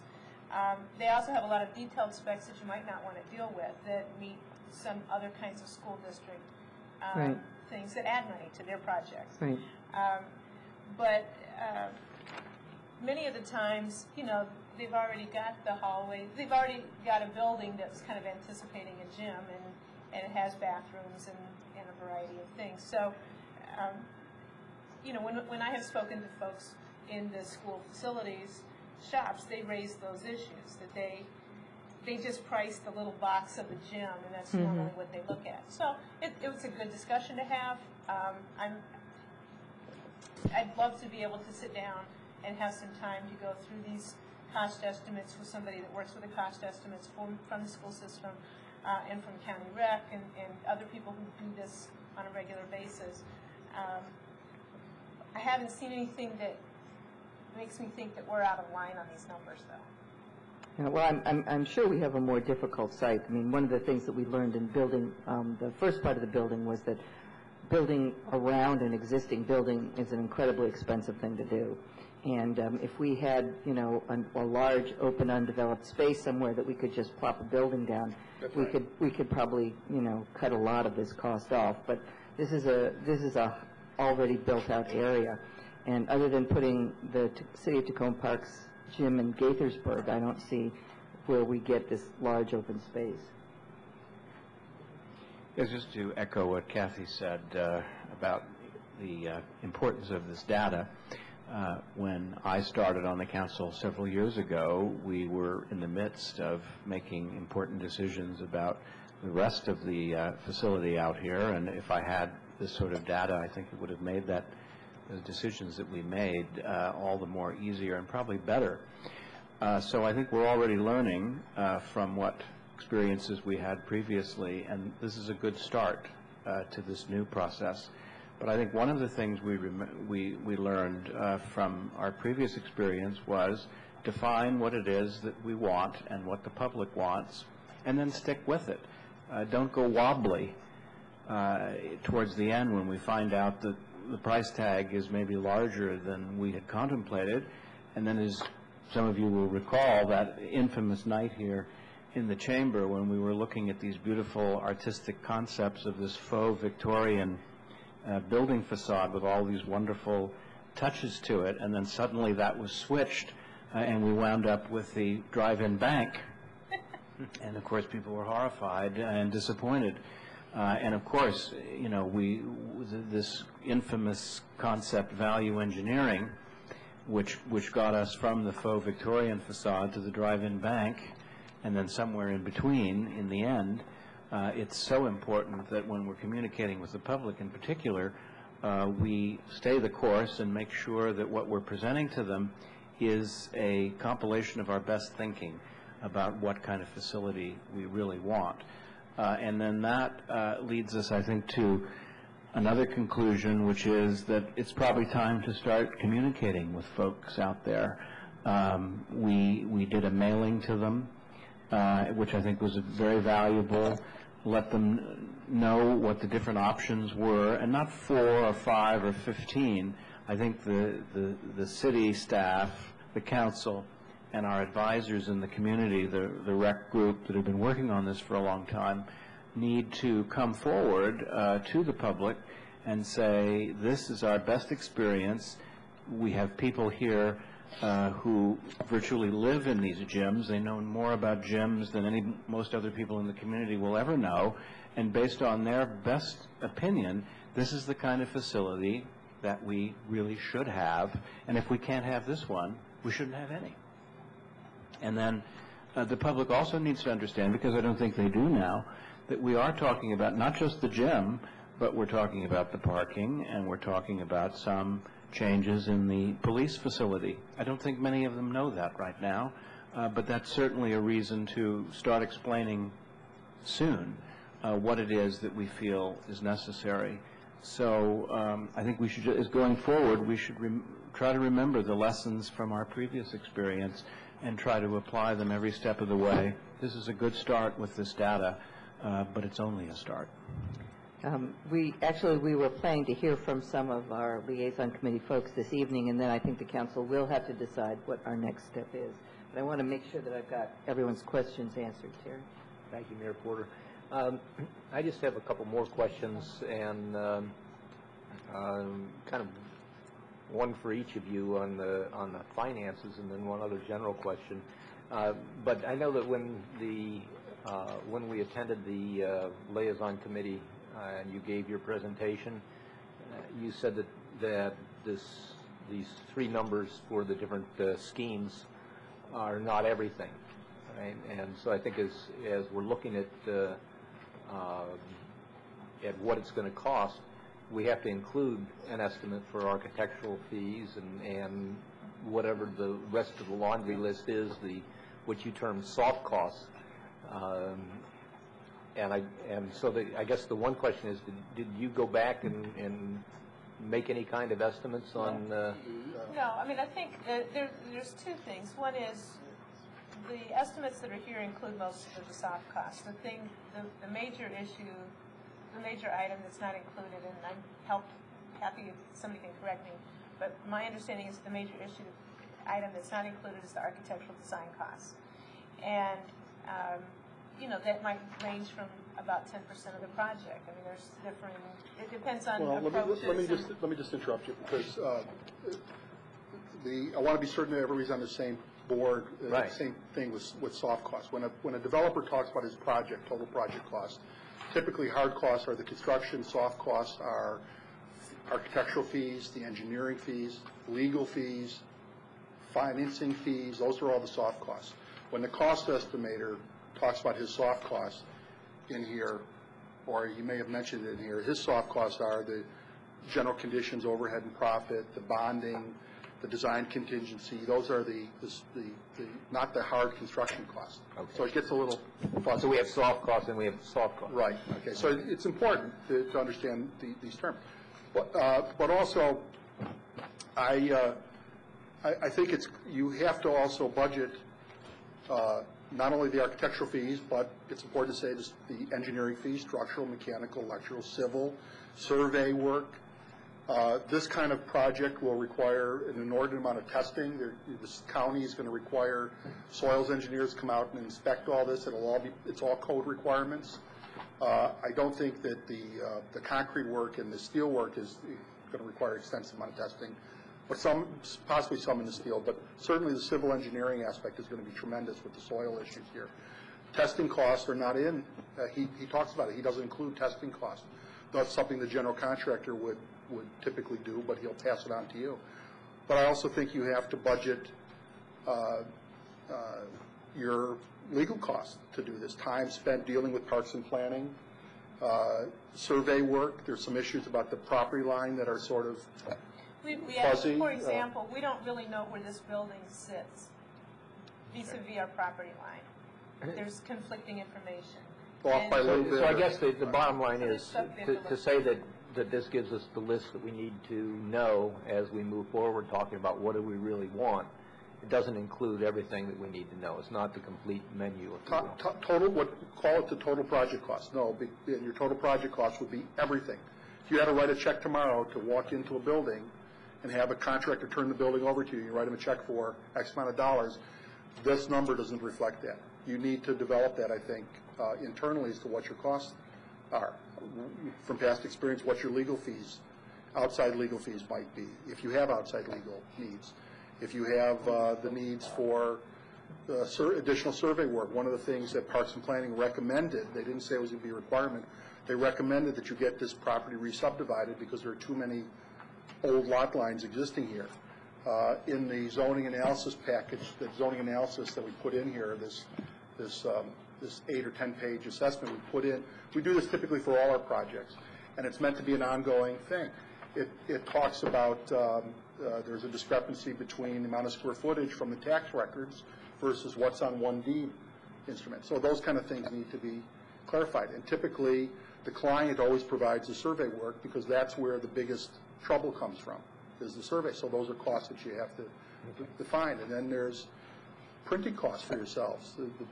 Just the amount of printing books like this and other items is a line item you should budget if you want to be prepared. Okay. Maybe a small amount, but it's $1,000, $2,000, $3,000.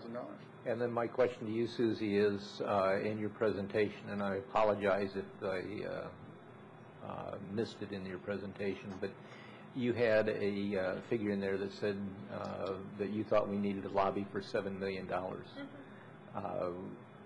Which scheme was that? And it's actually. And did you include total? Were you thinking total project costs, or were you thinking we would absorb the other costs? Anything beyond that? Well, in looking at the information that we have, I took an estimate about figuring that we would be able to save some funds from the estimates of any of these schemes by some working with the schemes. And I thought that we would need to add on some things that I feel the community will ask for, such as the decorative facade and some other kinds of those additional expenses, plus a lot of these other soft costs like architecture things. And my best guess after, these few weeks of looking at these numbers is a top level of about $7 million. Now, it'd be great if we can get it lower, but with my experience of working with the community in terms of some of the kinds of, design and landscaping and things that they want, the number starts going back up again. I mean, you can cut some of the aspects down, but there's some important components that aren't in the base numbers that I think the community will want added on. So that was my best guess right now. You probably get the gym down, $1.5 million or so, and then you add the stuff back on. Yeah, I appreciate that, there's a lot of work to do on trying to figure out what it is that we want. And I'm just trying to understand the numbers at this point. Right. And then I'm you looking also forward to working on it more. Sure. And you also raised the issue about next step, and I think we're going to talk about that in the later segment tonight, sometime after 10:08. But I would just like to start on talking about that I'm wondering if maybe instead of a public forum where we just have people come in and make their comments, if there might be a benefit to having a more organized approach. I think the term charrette has been used for some of the economic development work that we've talked about doing. Something where the community works together. Maybe we specifically invite some people, such as some of our legislators and some of our maybe our local businessmen and other individuals that may have, valuable input for us, including the youth who we hope to serve and some of the low-income neighbors that we're really targeting for the services that this gymnasium's to provide. Well, I think it's a good idea. One of the things that I've been thinking about recently is remembering back when this project was first really being discussed. And we had several hundred people in 4 different committees. We had so many people. We had surveys. I know I was working with a group of young people who had all kinds of ideas for a community center. Many of them very good, and some of them we've incorporated. We had surveys that were in Spanish, and we had quite a good return on that information. It was very nice because I felt by the time we got that process through that we really had a fairly substantive community discussion that included issues about price. I mean, we didn't know what the total price would be, but we really had a very thorough discussion. And as we go forward, what the right format is, I think is up to you, and I think that that's a very good idea. But it would be nice to have a similar kind of public discussion. What I don't want is to get the phone calls, and you'll get the phone calls later on, well, who killed the gym? I didn't hear anything about it, and, some people all of a sudden decided we don't get a gym. I want, if a decision is made to build a gym or not to build a gym, I want to have the confidence that the community has really discussed it and jointly come up with an answer about what they want and what they can afford. Right. I'm not sure that a charrette gets to that, but I would just like to make one other request, and then we'll talk about next steps. Maybe we go to the people who've actually started doing that, talking to the community. Okay. The one thing I was going to ask is if maybe we could invite the county in for discussion with our recreation department and this council as far as the local gyms and their use. That's a question that comes up over and over again within the community of why aren't you using the local gyms, or why we can't use the local gyms. But there doesn't seem to be an end to that discussion. I wonder if we couldn't put an end to that by inviting the county in here to sit down with the rec department and this council so that we understand exactly what that situation is. We could do that. I think it would be largely an educational process rather than a process in which we could assume we would move anybody, because there is an existing fairly rigid, that's an opinion, structure by which they allocate time and space, and we've been at the short end of the stick on that on a couple of occasions. But I don't want to get too far into that. I would like very much, we actually have a group of people who have dedicated a fair amount of time to looking, they had the discussion with the consultants before they began. They've been looking at this. They've been gathering information from some parts of the community, and I would like to hear from them next before the council gets into what we think the next steps should be, because the first next step has already begun with this group taking a very detailed look at it. I don't know how many members of the liaison committee are here. Do you want to join us up here, or join the...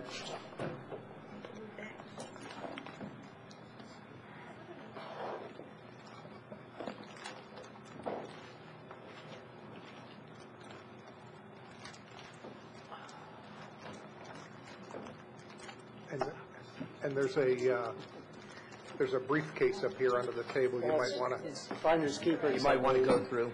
No problem, Brian. I'm Howard Cohn. I'm the chair of the committee, and I want to agree in general with everything that's been said, especially appreciation for all the work that Susie's done and Brian and his firm have done. I especially want to agree with what Doug said, though, that this is a good start, but just a start. And while we don't want to delay the process at all, we do feel strongly that at least one more option needs to come out before a good decision can be made. And as Brian and Susie have said, we want to turn the question around. Instead of just asking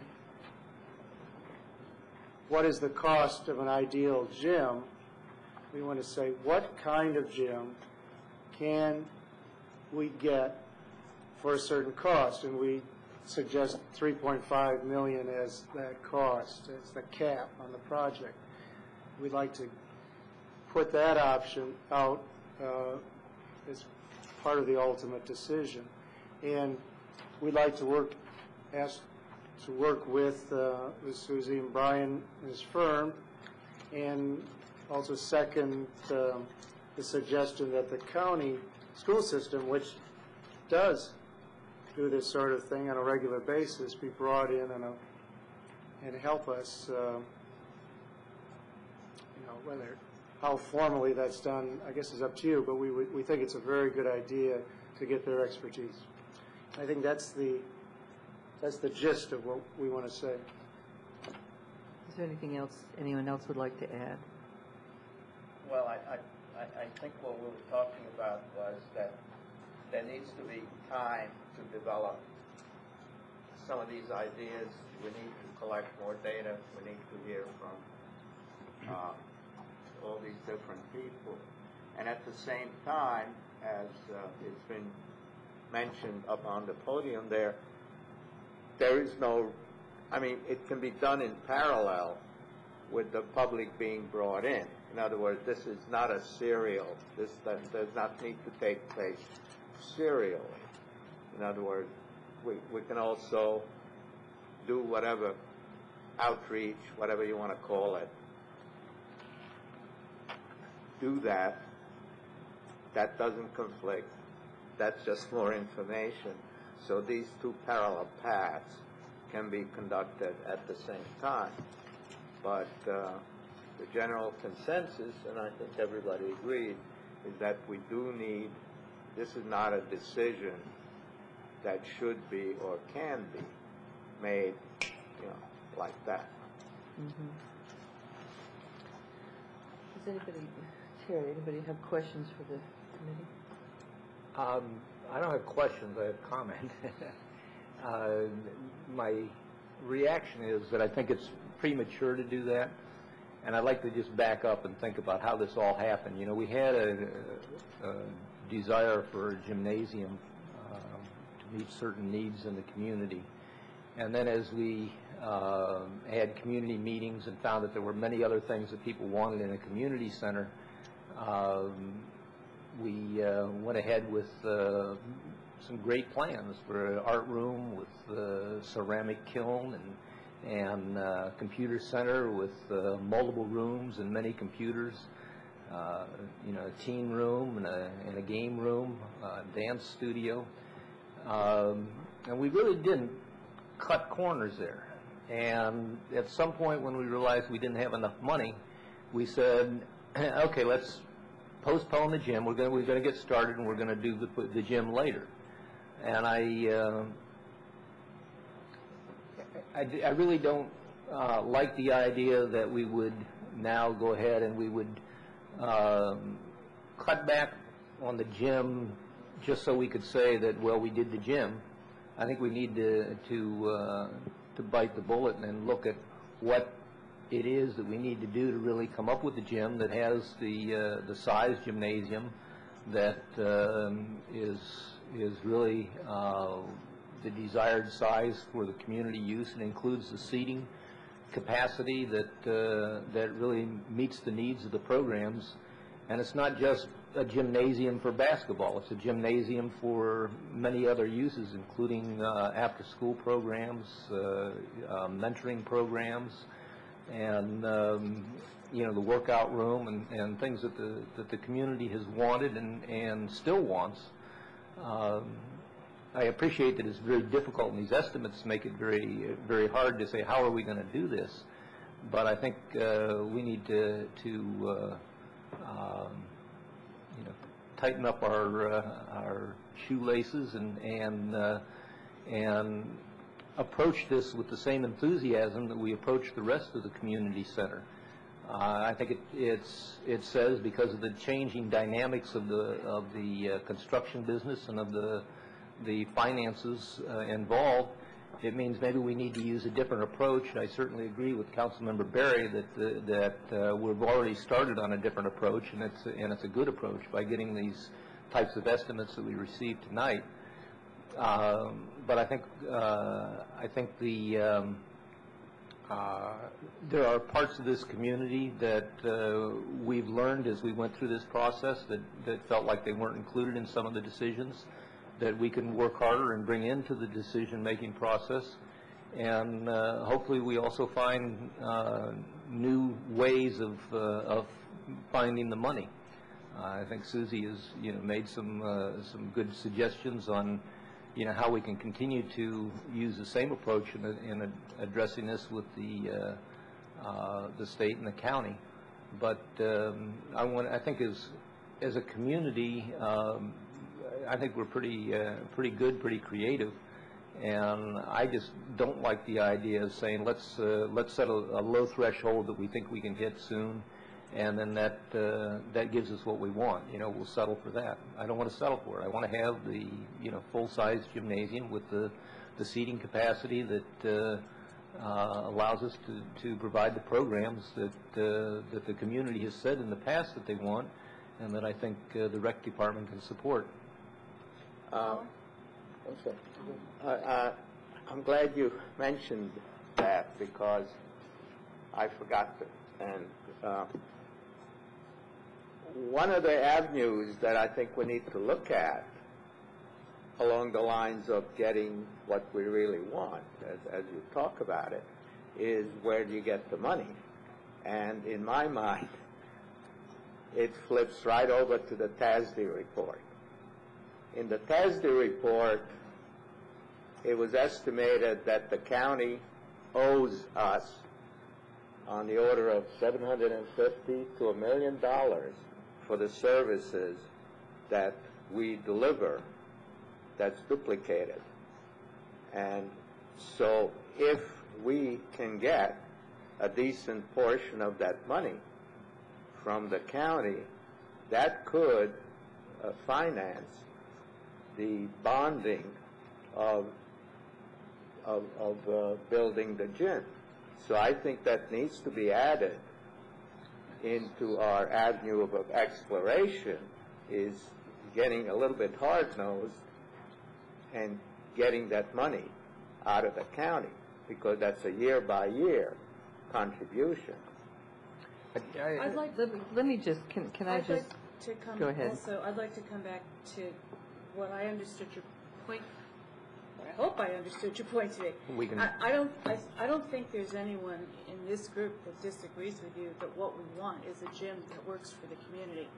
I think because of that, we have a concern that we put the most cost-effective gym forward when we pick an option, when you pick an option. So some of the questions that some of you raised tonight were the same questions that we had. What if, for example, the parking issue was settled in a different way and there wasn't an underground garage? As I think you heard the consultant say, the bulk of the money is not in the gym, it's in all the other stuff. So is there a way to put a gym on the site and look at what that would mean? Would that mean no underground garage? Would that mean no retaining wall and no circulation? Is that something that the council and the community would be okay with in order to get the full gym, the kind of gym that we want? That was, I think, the way that, disagree with me if I'm wrong. No. But I think that's the way we were approaching it, putting the gym first, exactly that, and looking, when we analyzed what the big costs were, and when we discussed it with the consultants, where the big costs were, is there something that can be done with that in order to get the gym? Okay. No, I'm sorry if I let my emotions run away, but I think the key thing is we're talking. Agree with you. We're talking about full-size gym with adequate seating. One of the reasons we have many of these other facilities is because some of the initial funding was specifically designated as for a learning center. Right. And because it was designated as such, we put in facilities such as computer learning rooms and things of that sort. And I think our options were limited with some of the funding. If I could also add to this, I think that when we sat down with the report, it was very useful for us because when we had our initial discussion with the consultants, we spent a lot of time saying we'd like this and we'd like that. And I think the rec department did the same thing. We'd really like this and we'd really like that. And the report that came back showed us 3 we'd really likes that run from about, with the additional design costs, et cetera, from $10 million to probably, as Susie was saying, $7 million. Well, that, in our last meeting, focused our attention. So what we'd like to do is be able to go back and say, okay, setting aside what we really like, let's talk about what we really need and how does that option work. I think what Howard's point is about saying, all right, you know what do we get for $3.5 or $4 million? Does that give us what we need? What drops out when that process happens? That's what we would like to see, because the building itself, it seems that the school district can build a gym for $1.5 million, but as we were talking about it, we came up with the same questions you did, which was, does that $1.5 million count all the other work that's being done? Probably not, because they're building a school. or they have a school. You look at our gym, and it's in the $1 million to $1.5 million range. It's the same thing. And all the other costs are with all the other stuff.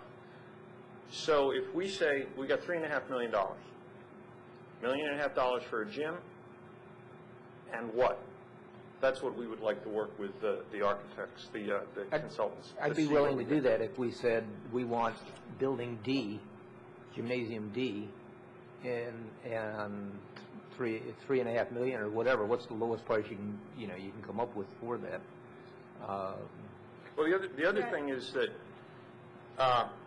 we have a Piney Branch gym, which frankly many of us who are coaches are okay with, and we have a high school gym, and maybe there's a middle school gym that works for us in that mix, and we didn't see 3.0, 3.1. They didn't produce those. No, and so the point is, if we go back to this fourth option effectively and say, what do we get for $3.5 or $4 million, that may bring them back and saying, well, Piney Branch gym, high school gym, middle school gym, and now we know what, it becomes a discussion of what can we get and not just what we would like. Because we can live with some things smaller than a high school gym if we have to.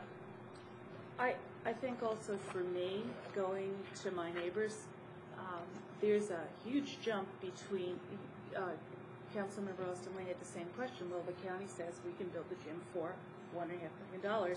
How did you get to 7? How did you get to 8? And I have trouble answering that question because I can't say, we looked at $3 to $4 million and we know it can't work, or we do know it can work and here's what it means. So just for me personally, and perhaps for others on the committee, I'm concerned about what, when we go public, what we can say, Again, in terms I of think what we were able to look at, cost-wise. I think maybe, working off the anecdotal information about what the school system can build a gym for might not be the best way, and maybe, again, it would be helpful to have them come in here and talk to us at the table about what's included in that $1.5 million.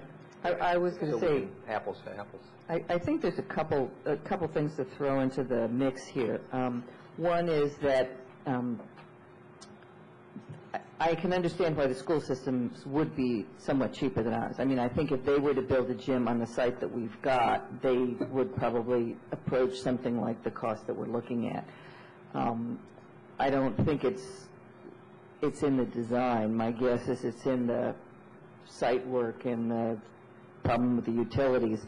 And so my guess is that if you go to something that, what can you build for $4 million, say, you're going to still end up spending half of that or more on site and utilities and that sort of thing. And so you're not talking about $1.5 million gym, you're talking about $1 million or something less than that gym, which maybe you end up with something that doesn't even support a basketball court. I'm not saying don't do it. I think you make a very good point. Even if it turns out to be something that nobody would want, you have an answer to the question of, well, why can't you build this for $4 million or $3.5 million? You say, well, okay, $4 million, $3.5 million, this is what you get. You get a rec room. And I also think, Andy, in terms of I think I agree with you. I think we should move forward with the public participation part of this. But I do think there is some sense that we don't want to do a whole public participation thing and at the end say, oh, guess what, there's another option.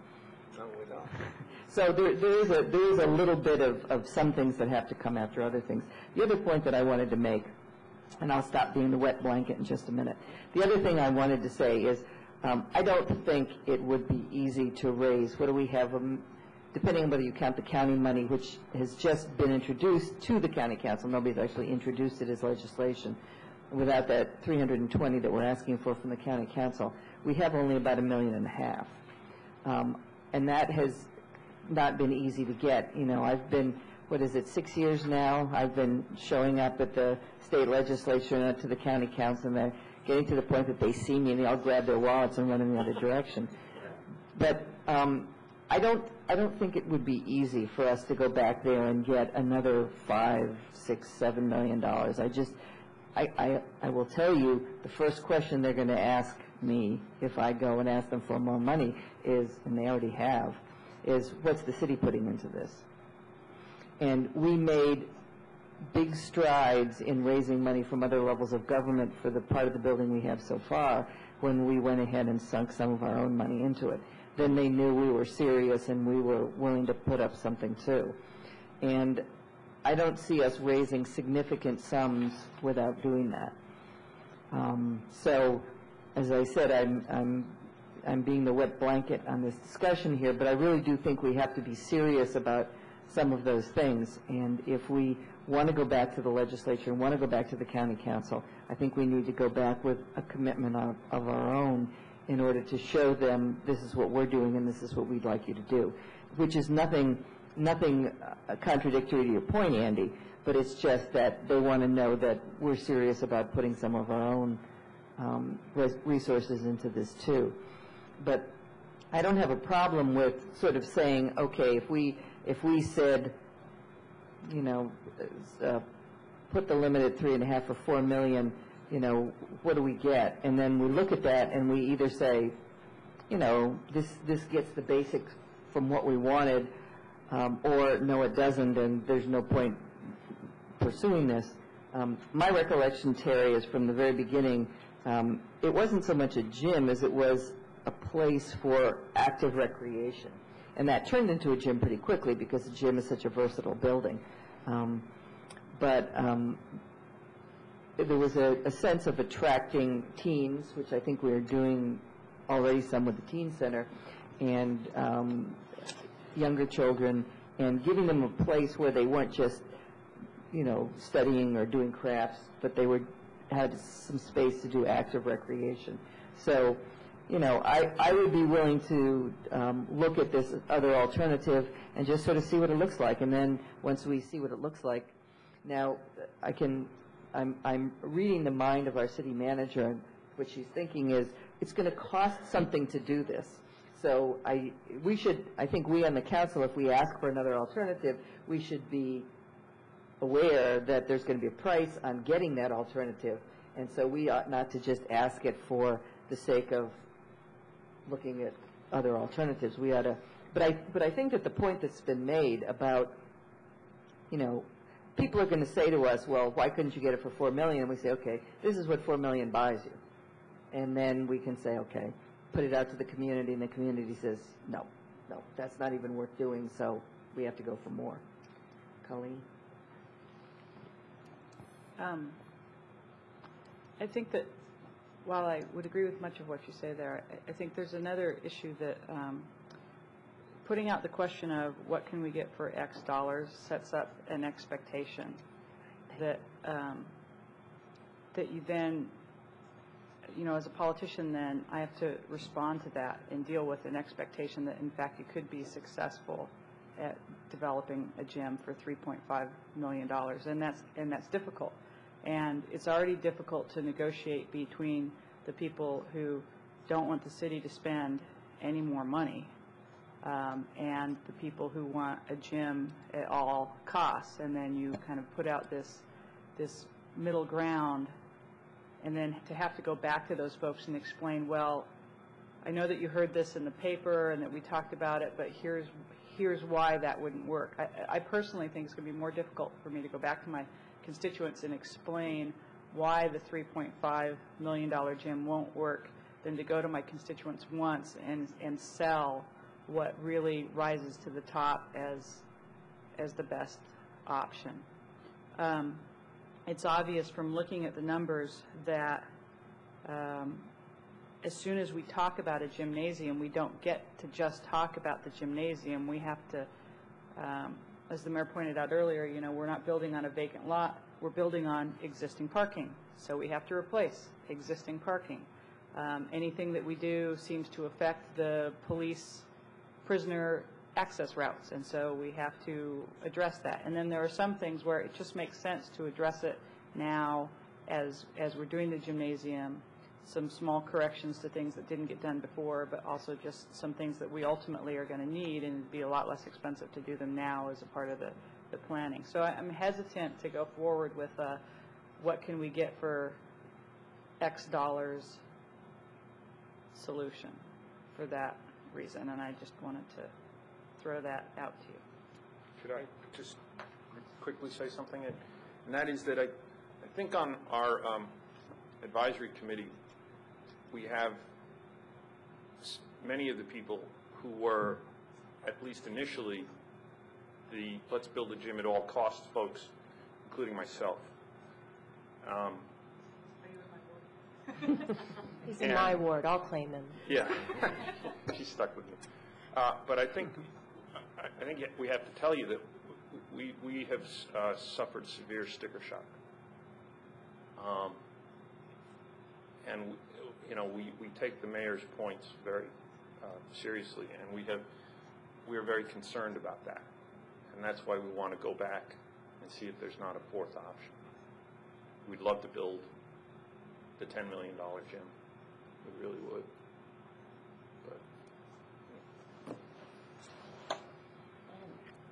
And since people keep mentioning the $10 million gym, I will point out that Rockville just got a $25 million library. So, talk about sticker shock.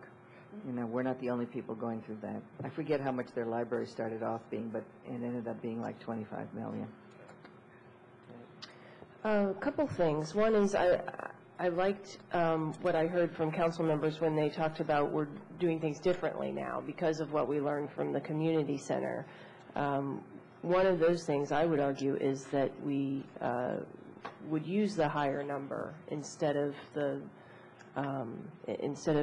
shooting too low and hoping that it all works out. So if it's a $10 million gym, so be it. I think many of us up here have committed ourselves to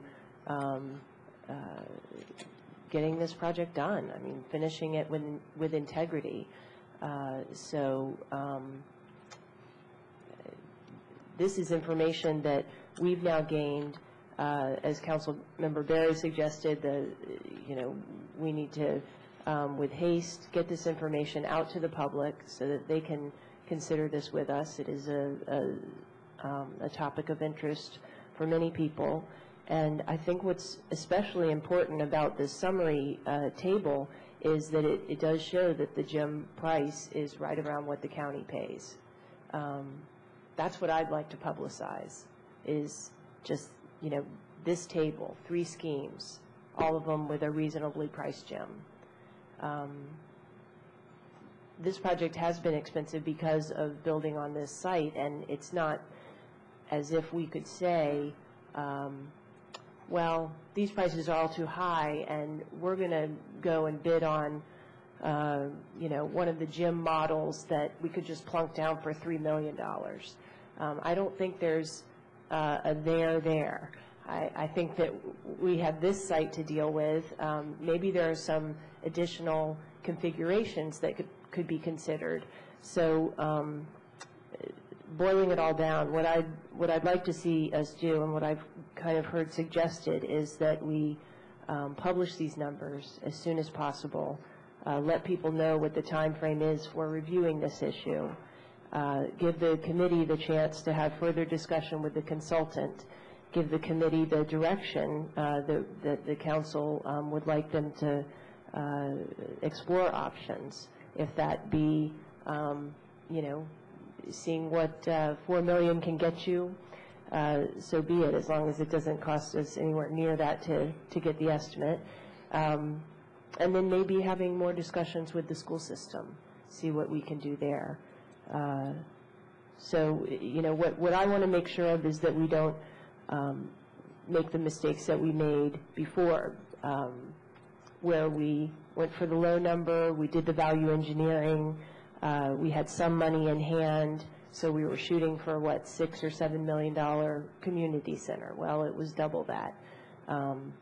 We have some money in hand again. We're getting estimates that let us know where this project will take us if we pursue it. Let's use a realistic number. Let's build on what we have in hand, build on the experiences we've had, and keep moving in that direction. And then I'm going to put a couple of issues on the table. I think we need to make some decisions. Just one brief comment, and that is, I mean, it almost sounds like we're talking about two different projects. One is, you might call it a completion of the community center that we started 4 years ago. And that's, the public can understand that because it means that there were unfinished things, whether it be pebbles or mansard roofs or gazebos or, you know, all of the things that we've heard tonight. And that's the extra money for the parking and the other things. It seems to me that the other project is a box with a basketball court and a toilet. And if you look at it, and maybe two. If you look at it that way, but I guess I disagree with the view that you start with a dollar figure. I think you start with the testimony of all those people who came before us a year and a half ago, room full. They spoke passionately about the need for a place to go and recreate, whether it be indoor softball, indoor soccer, indoor basketball, the whole range of things that they spoke about to keep kids off the street and provide them with alternatives. We all bought that because we know that it's needed, but does it need all of these other things? Maybe not. Maybe it just needs something very simple. But I'm a little bit, you know, concerned about the simplicity of it because I'm not sure we're talking about just plopping a box down out there for whatever amount of money it will be. There has to be some site preparation. There has to be some thought given to parking. And so, but I would caution you, you know, not just to think about the price tag that is palatable in Annapolis or on New Hampshire Avenue, but what is it that's really needed, and go from there. I think we have a couple things facing us right now. One is there has been a suggestion by the committee that we add, and it would cost us something to do another option, that we add another option, and we can talk about what that is. We can assign to the staff and the committee, fleshing it out and coming back, or whatever we want to do. But does the council want to proceed with looking at another alternative? That's the first issue. The second issue, which I think will be easier, is I think it's appropriate, even with what we have, to go forward with some public participation. Terry's put a sort of an idea, sort of a shred idea. I have an idea to put on the table. I think the public forum sounds like a good idea. I see a public forum as being a combination of a public hearing where people can voice their views, but also where they can get information. It would be lovely if we could get the members of the committee, if we could get the consultants, if we could get the staff, and do what, you know, the transportation department does, where you have an hour or something where all this information is up on boards and people can say, what's that there, and what are, you know, how come, what's this utility, and why can't we put it, why can't we just cut off the utility and forget about it? And let people sort of talk about the things that they're concerned about and get people to answer their questions. And then after that period of time, you have a public hearing where people can say, okay, I thought we could do X, I see we can't, so now this is what I would like to see. And I don't envision that it would be the last option, the last alternative, or the last opportunity, it's getting late, sorry, for public participation, but I think that would be a good thing for us to plan, even with the information we've got, which is fairly extensive. And I don't know if that's the kind of thing that you were thinking about. Something that long, when we've done that kind of thing in the past, it hasn't been part of a council meeting because it tends to be a 2, 3, 4 hour process if you really give everybody an opportunity to discuss everything and then make comments. So I think it would require our committing to another evening, but I would be willing to do that. So those are the two things I think we need to decide, is how we want to go forward. And I think you had also, somebody made a comment about putting, Joy did, about putting some stuff in the newsletter. Is there something, Susie, in the newsletter that's coming out? There's nothing in the newsletter that's just come out, and then there's a month hiatus, so... Oh, that's right. We have Christmas. We're waiting for the holidays. Right, various. So we wouldn't have a newsletter until January, which is why the earliest that I could see some kind of a major public activity would be is in February. I also want to raise one issue, just, and Barb, you can help me on this.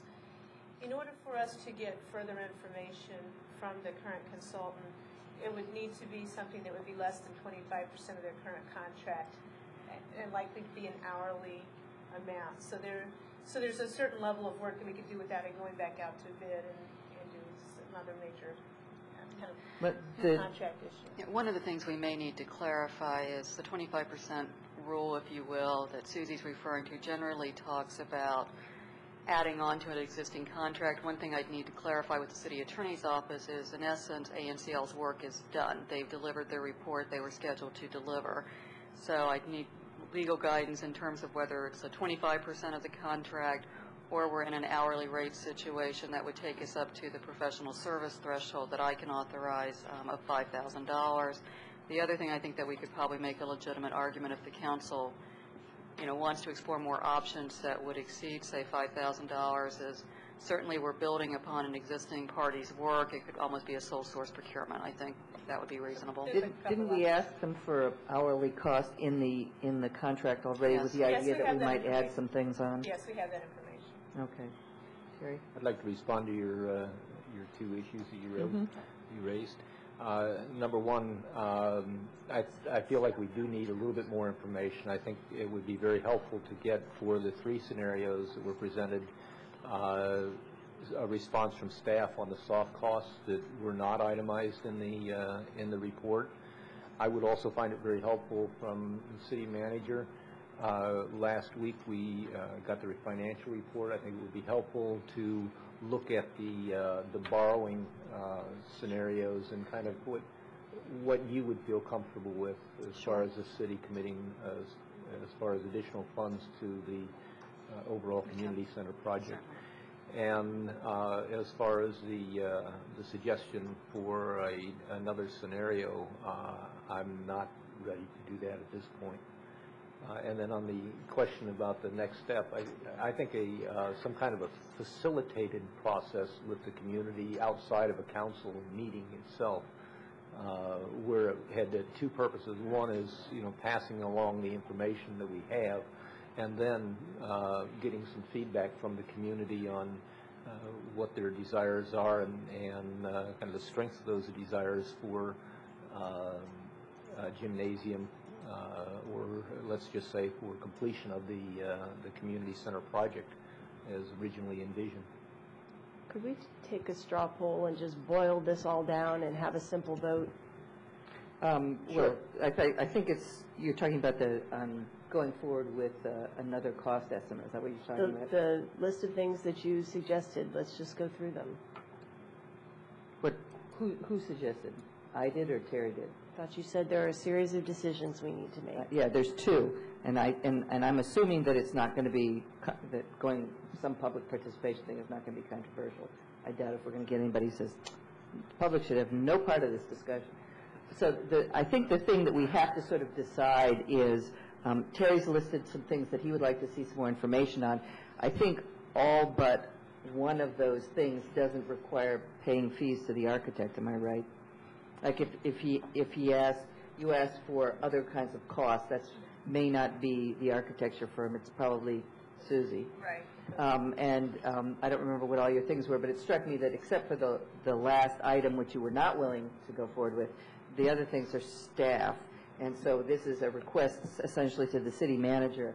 And if she says can't do it, then we have a problem. But if she's willing to say yes, then it's something that we can do without just. That counts. Okay. So I guess the only thing that I think is going to be controversial is I would be willing to pay some, and I would like to see the number before I agree to it, but I would be willing to pay some additional money to see if there is a possibility of designing a small gym without things that we could get for a smaller amount of money. I would be willing to see if that's possible. I'm not saying that I support that.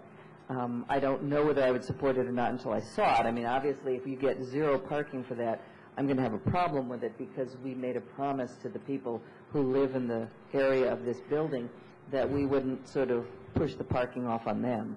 So if it turns out that we can't do we lose parking, we don't gain it, then that's going to be an issue. Also, the issue of, what we can use this facility for. So but I would be willing to take a look at another option. So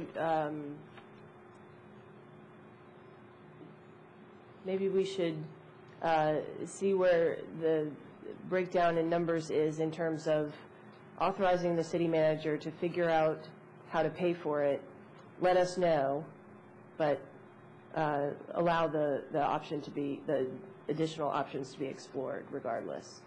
I've said I'm willing to do it. Terry's not. I don't know how other people feel about it.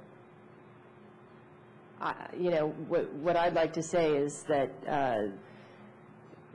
if you look at that graph of increasing costs, time is money. And I don't think it's going to get cheaper. I do think that we could be building in multiple delays that, you know, will not help us answer our questions quickly and make a decision about this one way or another. So I don't need to wait for additional information to know that we should be talking with the same consultant and getting him to add on to what he's already done for us, which I think is the hard part. The additional information we're asking for from him is the easy part and shouldn't be that expensive, and I'm comfortable with it. So you wouldn't have a problem with the city manager coming back to us with a number for what it would cost us to get another alternative along the lines that the committee is suggesting? I don't need the number. Okay. That's what I'm saying. I don't need the number. Okay. But you'd be willing to go forward with that process. I'm not sure which number you don't need. I'm not sure what the question is anymore. The question on the table is... Well, I think the question should be, are we going forward or not? Are we getting another option or not? Are we making a decision based on this or not? And if you know... The question before the council is, are we going to get another option? Are we going to ask the consultant for another option or no? It sounds to me, though, like your question is, how much does asking for another option cost? And when you find that out, then you will decide about whether we will ask for that extra option. Right. But if I'm saying I don't need to wait for the cost. I want the extra option. Okay. All right. Fine. If I can add a slight bit of extra twist to this, part of my recommendation is that I would also like to explore some tweaking of the three options that is on there. As the discussion with the committee came through, there are some things that I think are worthy of some exploration. It might come up with a plan that seems to meet many of the criteria. My guess is it's not going to be a $3.5 million option, and that so it may end up that you need to see two things.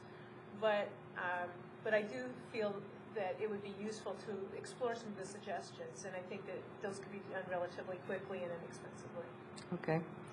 I don't know what other council members, how other council members feel about this. Yes, let's do it. Okay. I no longer even know what it is. No, it is exploring all your options, tweaking.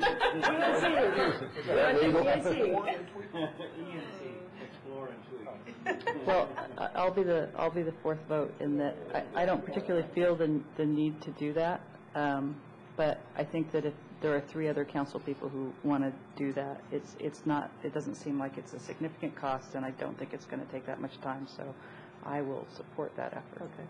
All right. And I feel the same way Colleen does. I thought Joy was going toward I don't need the 3.5 number, and I could have No, that's not what I was going towards. I was saying, that's not what you were going to, but that's what I thought you were going to until the very end of the explanation. And in some ways, I could agree with where I thought you were going to, which was I want more information. Stop. I'm going to be in Granola Park again if you're not careful. Okay. All right. I think we've decided the first thing. Now, there should be a public participation process. And nobody's going to disagree with that. Okay. And I don't think that what Terry suggested and what I suggested are that far apart. I agree. So if the council is comfortable, we can just chat informally about it. I'll go ahead and schedule it. I agree with Suzanne. I think we should get something in the newsletter prior so people have a little bit of idea of what they're coming to a public forum about and what the numbers look like and, the various things. And then I really think giving them more information ought to be a large part of what we try and do. because this is just a huge thing to get your mind around. I've gone through this a couple times, and I still don't think I know what's in there. So, if I can just mention something and get some council's thoughts on this. About 2 years ago, and it was obviously tied to the bonding proposal, but the council at that time thought it was worthwhile to basically do a mailing to every home. Part of that was driven by the fact that there was not a newsletter going out at that time, and we were working within some very tight timelines to make a decision on the bonding. But the council may just want to give some thought over the next week whether or not, in addition to the newsletter, you'd like to make the effort and the expense to basically do a mailing to every home. As just to remind everyone, it was also translated into Spanish. why don't you give us a cost for what you think that would be? Because you must have a cost from the last time. We do. I'll double check this, but I think it was in the neighborhood of about $5,000, I believe. And I believe the time constraint before was that the legislative session was starting? It was actually the bonding? Yeah, it was the bonding. You had to basically vote on an ordinance in January. Right. Yes, it was a question and answer format, as I remember. Yeah. Right. If we were going to try for bond in the spring, we'd be under the same deadlines, but... Yeah, and I'm not really suggesting it unless the council tells me otherwise, It's only if we were going for a bond, we got that in the state legislative session now, but we weren't sure of the amount. And then next December, we're talking about what amount do we want to confirm by this deadline. So right now we have some latitude to explore this, and I think we should. And I do like the idea of the mailing. It brings people's attention to this. It puts the information all in one place. And with something as sizable as this, if the city does decide to undertake this and incur additional debt, then we owe it to residents that we went an extra step to keep them informed. Okay. Do we have a schedule that we want to think about, or ask staff to develop a schedule for us? It's looking to me like we're going to have to come back with some of this information. The schedule, I think, would be February for this follow-up forum. Yeah, I think we had talked about it in early February, in part just because council's getting ready to go on recess. There is no newsletter coming out in January, and I think we wanted to make sure that any public process, whether that's a forum or a charrette or whatever we choose to do, basically is well advertised and people can mark it on their calendars and make arrangements to be there if they have interest in the topic. The other issue is we always face this, but the state legislative session will be in full swing, and by mid to late February they start doing public hearings on the bond bill process. It's very useful to have heard public input before we speak with the legislators in those public hearings for bond bills. If there's a certain consensus in a certain direction, that's really helpful information to share with them. Yeah, and the other thing that I just wanted to mention is that the MML legislative dinner this past week, we were fortunate to have all of the members of our prospective District 20 delegation there, and the most senior member, Delegate Sheila Hickson, did promise to help us with this if we wanted her assistance in looking for bond funding.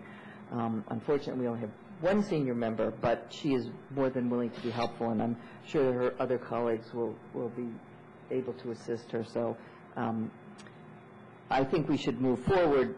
Those of us who were at the dinner said, yes, we did want her help. We're not going to turn down help. This doesn't cut out the option if the council decides later to throw up its hands and says, oh, can't do this. We can always give the money back. But I think you have to keep moving I think forward. we've been told by staff, though, that it would be an embarrassment to ask for the money and then turn money back and not take the bond if it had been approved. No, I wouldn't say that. I think that I think there's a great deal of respect by the legislators of a municipal process in making these tough decisions, and many entities are facing these expensive projects. Nevertheless, to effectively get it, you do need that consensus and support, and you need to demonstrate that it exists. If you don't demonstrate it that it exists, we won't get the money. Yes. So. And just for clarification, when you say it's a bonding money, is that money that we're borrowing then and paying No. back? Or A legislative bond bill means that the legislature borrows money and gives it to other entities for capital projects, municipalities, nonprofits. It's normally a matching grant. Yes, and that's part of the issue about they want to see some city commitment in terms of funding also. So, thank you. is there anything else that we need to cover? Is there anything else you all wanted to add to this process? Okay, I think this is just the beginning. There will be many opportunities for public participation. Thank you all. Thank you, Suzanne. Thank you all. I know you had several meetings on this and spent a lot of time talking about it, so thanks for your help. This is the beginning. How is it going to be built by the time the next